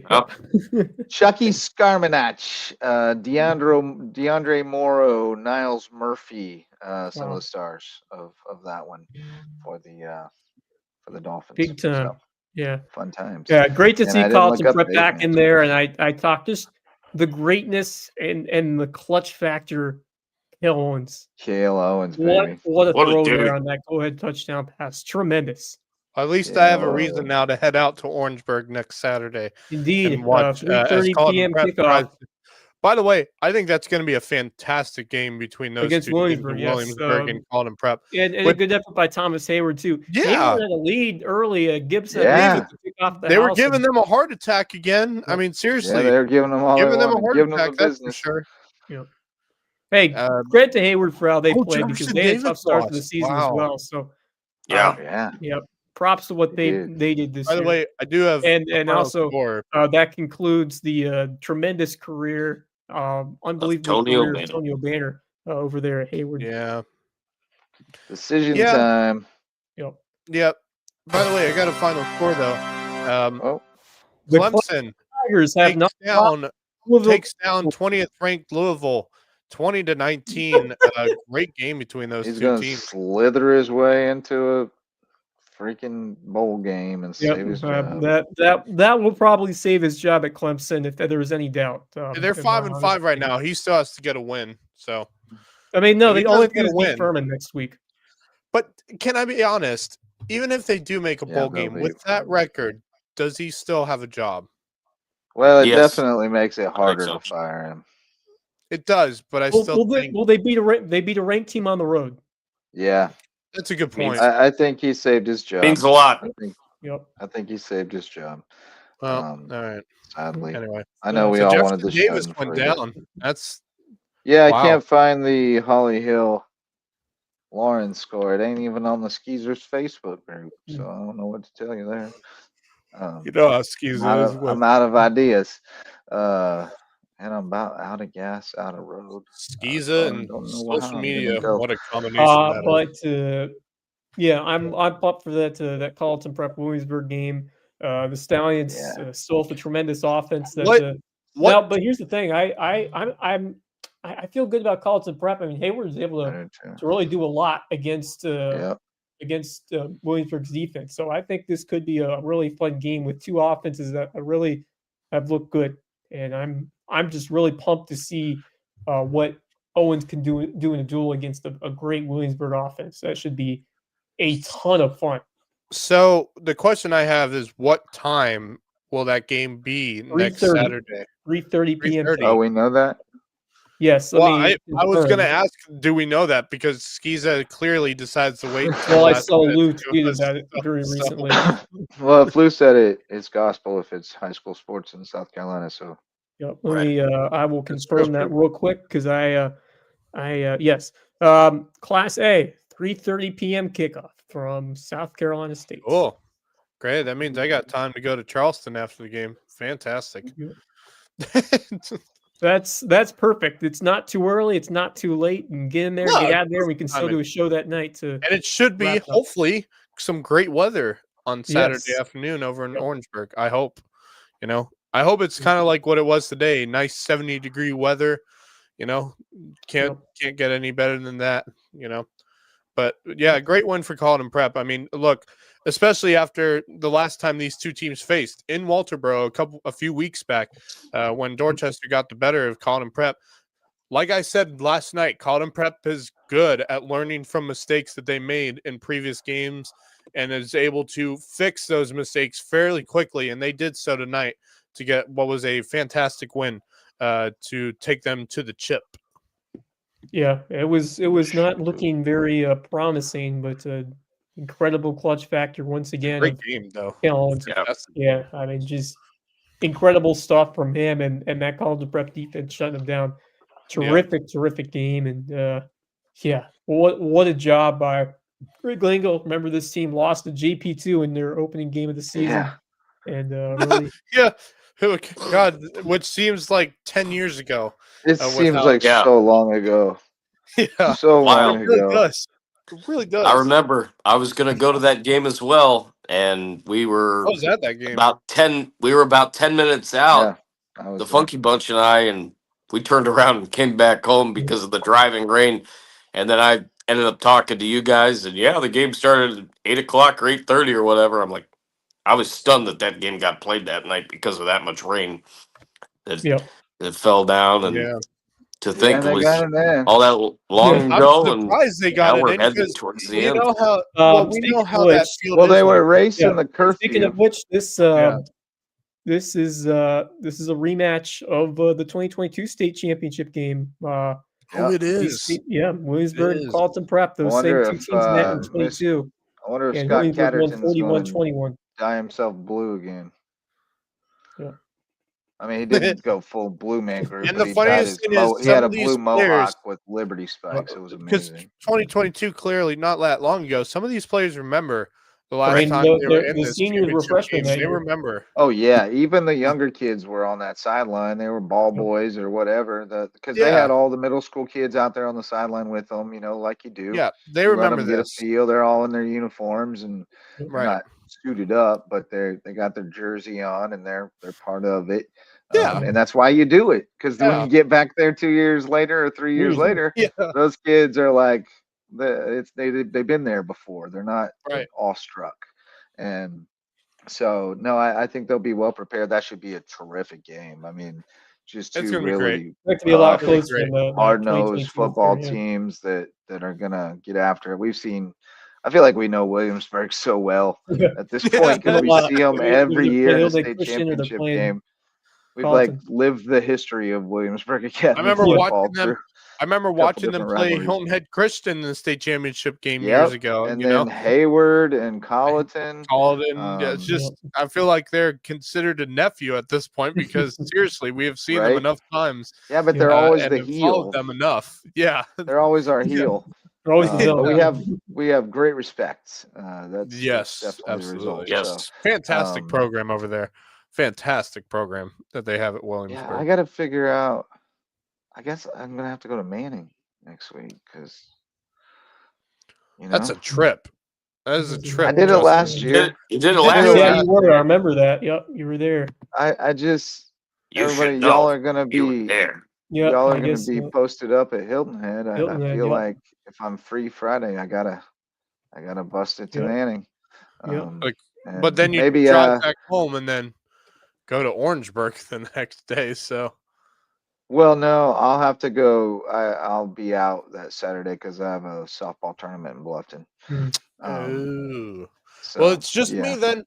All right, I'll see you. Well, you and whomever else ends up going, but I'll probably get somebody right along with me to Manning. I'm sure. Maybe Sammy Dubs or Coach Gardner. Somebody will want to roll out. Yeah. Actually, Jeremy Orr will probably want to roll out with me. He's a Hampton guy. But you'll be good for the championship Saturday. Saturday? No, I'm just coaching softball championship Saturday. Max and I will have to. Yeah. You boys will be on the job. Yep. But I'll be able to get on with you that night. Yeah. I'm gonna miss it being at Charleston Southern though. That's a great place for a state championship game. I think they'll be back there next year, barring that. Yeah, probably will. Just share with everyone that hey, we have a home game that day. With the Bucks playing that day. So real. Yeah. But hey, well, you got to book that before they make the schedule, right? Like championship game. I'm trying to think. Does the state? Doesn't the high school league state championship games take place at South Carolina State as well? Yes, 2 weeks later. Yeah, same venue. Yep. I always feel like they should play them in Columbia, but that's just my opinion. That was well, they move it around. I believe they in 2020 they moved. I know, but at William Bryce. Yeah, but I know it's all about money, but still.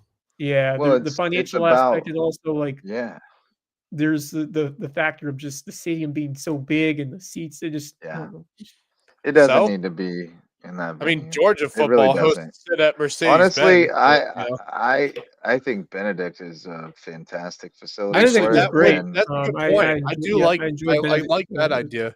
Yeah. For high school league state championship. But people games, hated it. People complained. People complain no matter what. That's the reality.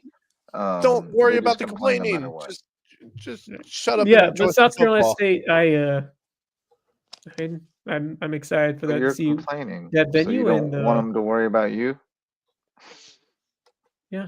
No, to be real though, I mean the beauty of the high school league being a member run organization is like just today, I filled out a survey as a head coach of, my opinion of what realignment should look like. And there were questions asking you about what you like about your current region alignment and what you don't like. And would you be open to this or that or the other, up to and including combined regions that go across classifications, like 1A and 2A schools having a combined region that makes more geographical sense, and same for 3A and 4A. Then, of course, you're going to have to talk about how you do playoffs, but now we have an RPI system that we've learned how to kind of lean on. So I think there's a way around that. So everything's on the table, and they survey the membership and get thoughts from the people on the ground about what would make more sense for them. And that's how they arrive at these policies, So there's so many moving parts. To be critical of anything from our view is like almost irresponsible unless you do some digging into the the nuts and bolts of it. Because we're just talking out of our ass if we say something like they should have it Williams-Brice. We have no idea how much it costs to have it at Williams-Brice versus South Carolina State. If we did, we might go, oh my God, they should never have it at Williams-Brice. That's insane. So, I mean, we don't know, but that information's out there. You can go Freedom of Information Act, you can find it, and you can pick through it and pour over it. But I always trust that they're operating in what they think is the best interest of the membership, which is all of us, for the greater good, and that's why they lay out policies and procedures, and then they have to operate within those policies and procedures so that it is for the greater good. And if the membership wants to change those policies or procedures, they all have to agree to do it. You can't just arbitrarily change things. So it's complicated. That's the best way to say it. What are we saying? What happened? I don't know what happened. What did happen? What happened was Hampton Jalen County Singletary got a pick six and 3 rushing touchdowns. And that is exactly what happened. A happy man tonight. So yeah, Kane's on to the next one. Hilton Head on to the next one. And more basketball coming tomorrow at the Cove. Dude, so that's pretty cool. You all ready to go to bed? Yes. Yeah. Well, we still have I guess we'll finish up the sponsors that we haven't shouted out. Just 2 more. Revenant's Wrestling Club, official wrestling sponsor, presenting sponsor at the Lowco Grind, and Jay's Barbershop. And I'm sure they're still proud of Tom and Sarah for what they did this year. Big Rebels fans. This place is being original wherever you get your haircut now. So let's give our final thoughts. So takeaways from real quick, week 2 of the playoffs.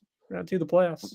Really impressed with, despite it not being quite the clean game that Hilton Head wanted, I'm sure.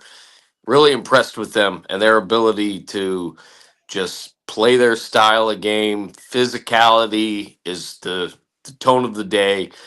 They go on to take on Great Collegiate Max. Javon and I will have that call next week. And then, again, really, really impressed with Hilton Head Prep and what they were able to do despite the losing effort. Heartbreaking loss late, but my gosh, there is no quit in that team. There's no quit in that program. And kudos to all those guys over there. A lot of great showing from this low country area tonight. Thomas Heyward as well, but we're starting to really see the teams that are definitely making. And nobody rolled over happen. Tonight. Everybody battled to the finish. Right. Even though they British Academy, I mean, it was like a 2-score game there, 3-score game. Yeah, they fought in that game. Yep. Yeah, they definitely fought. Yep. I guess it's my turn.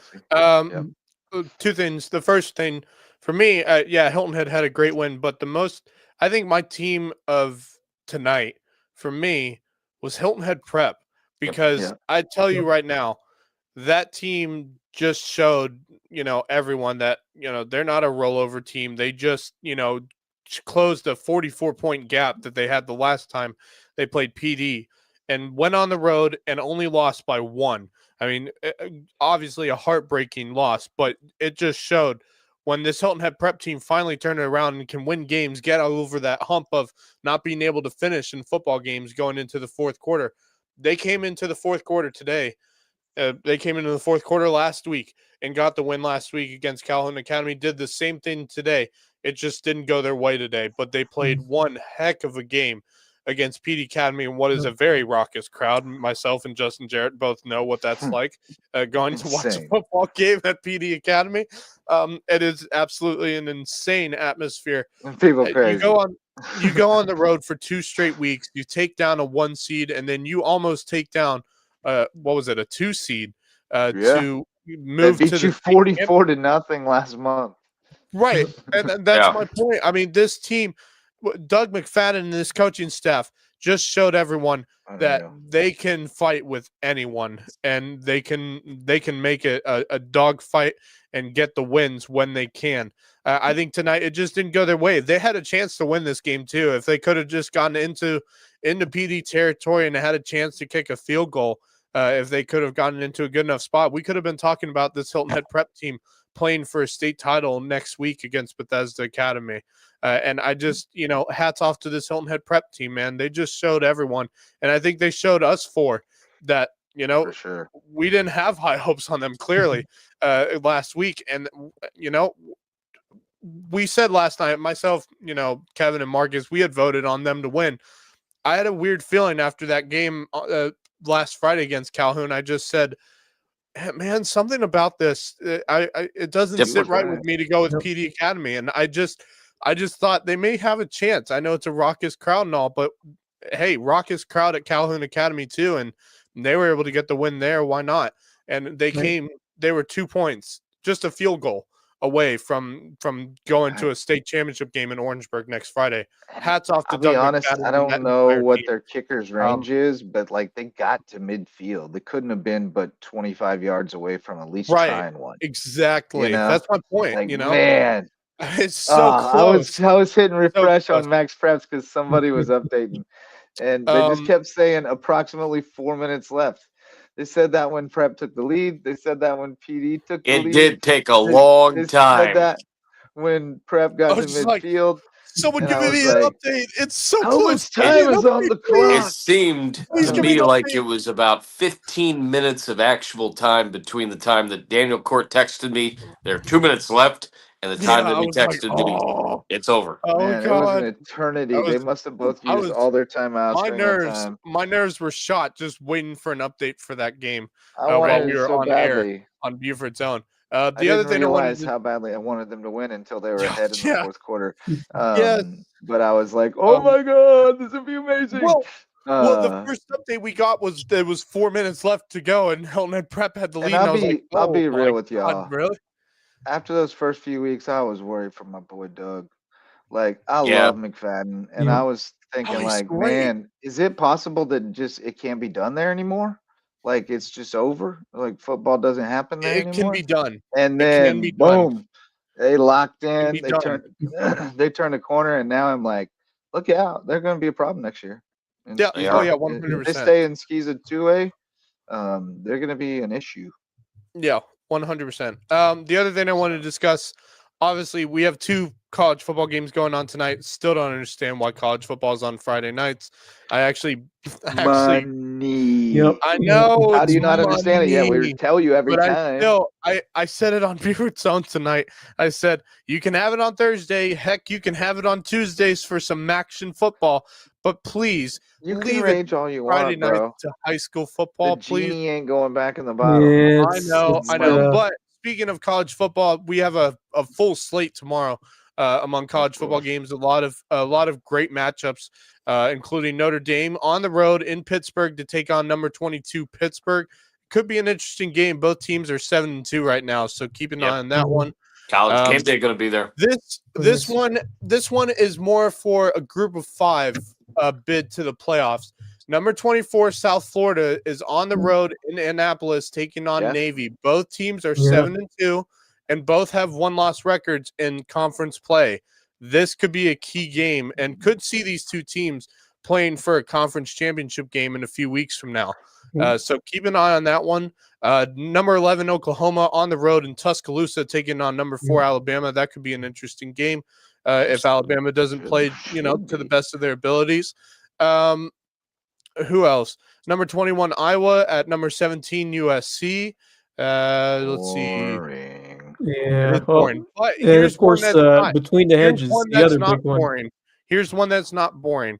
7:30 on ABC. Number 10, Texas takes a visit to Athens, Georgia, to play number 5, Georgia. That could be a good game. Whoa, Nelly! Keep an eye on that one. And then, of course, locally. Obviously, Clemson got the win tonight. South Carolina on the road at number 3, Texas A&M. By the way, good luck, did you hear what happened about Lenore? They're a wagon. What's that? What was that? Did you hear the news about?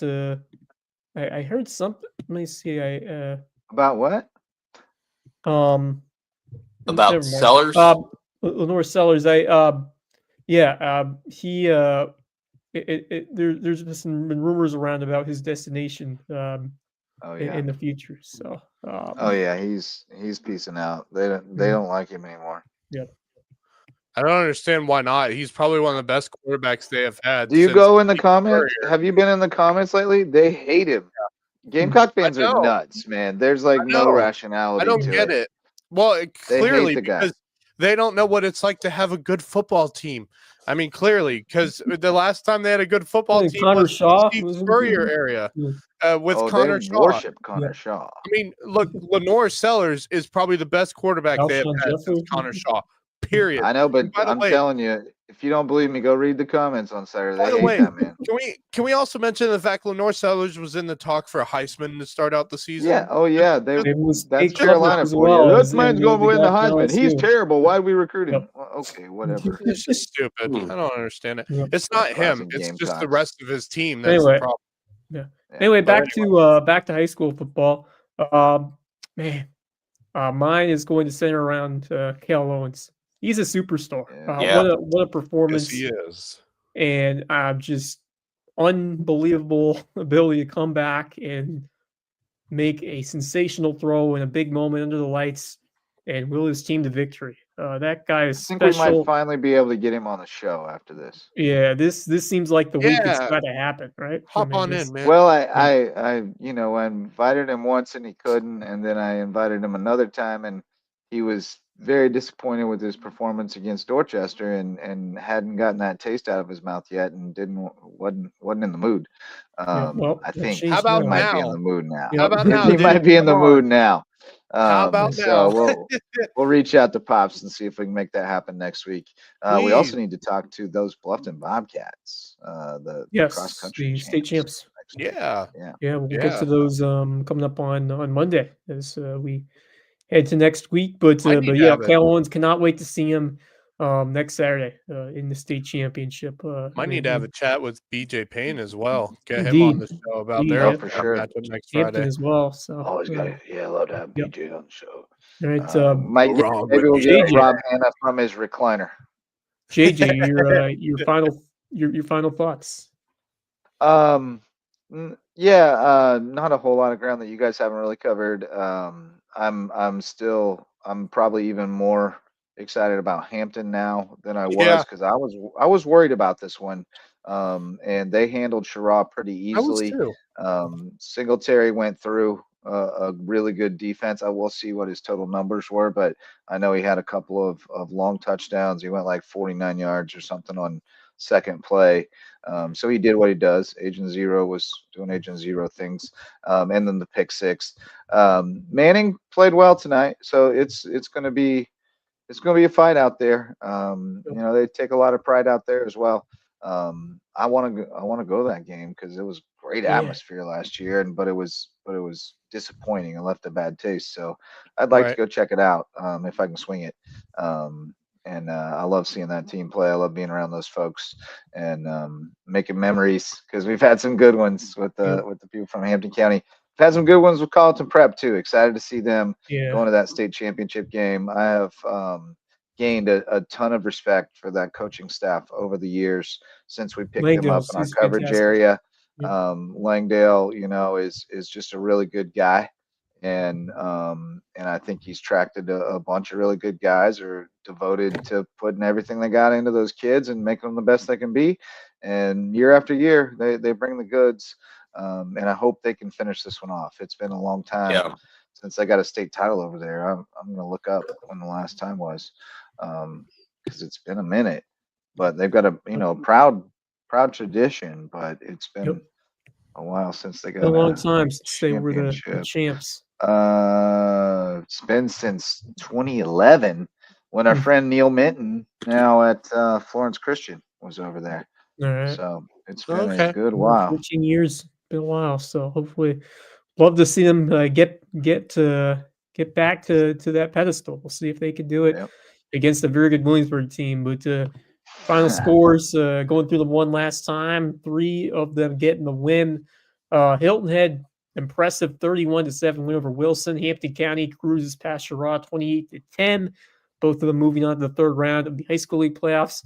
Hilton Head Christian County bows out 50-29 against Wilson Hall. Hilton Head Prep, a heartbreaking loss, but what an incredible run for the Dolphins. Fall for 34-33 to PD Academy.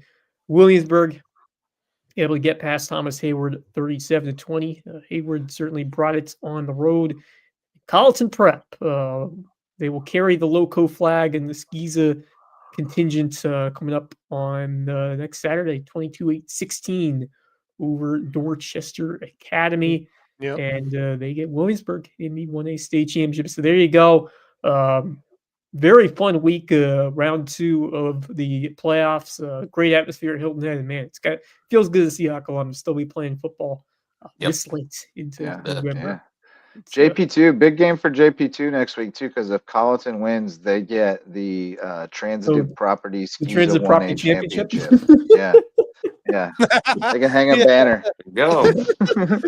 Actually, I was going to say regarding Hilton Head Christian, the one thing I was going to say is the biggest question I have now as they go into the off season and, as they get ready for next year is what's the next step for them?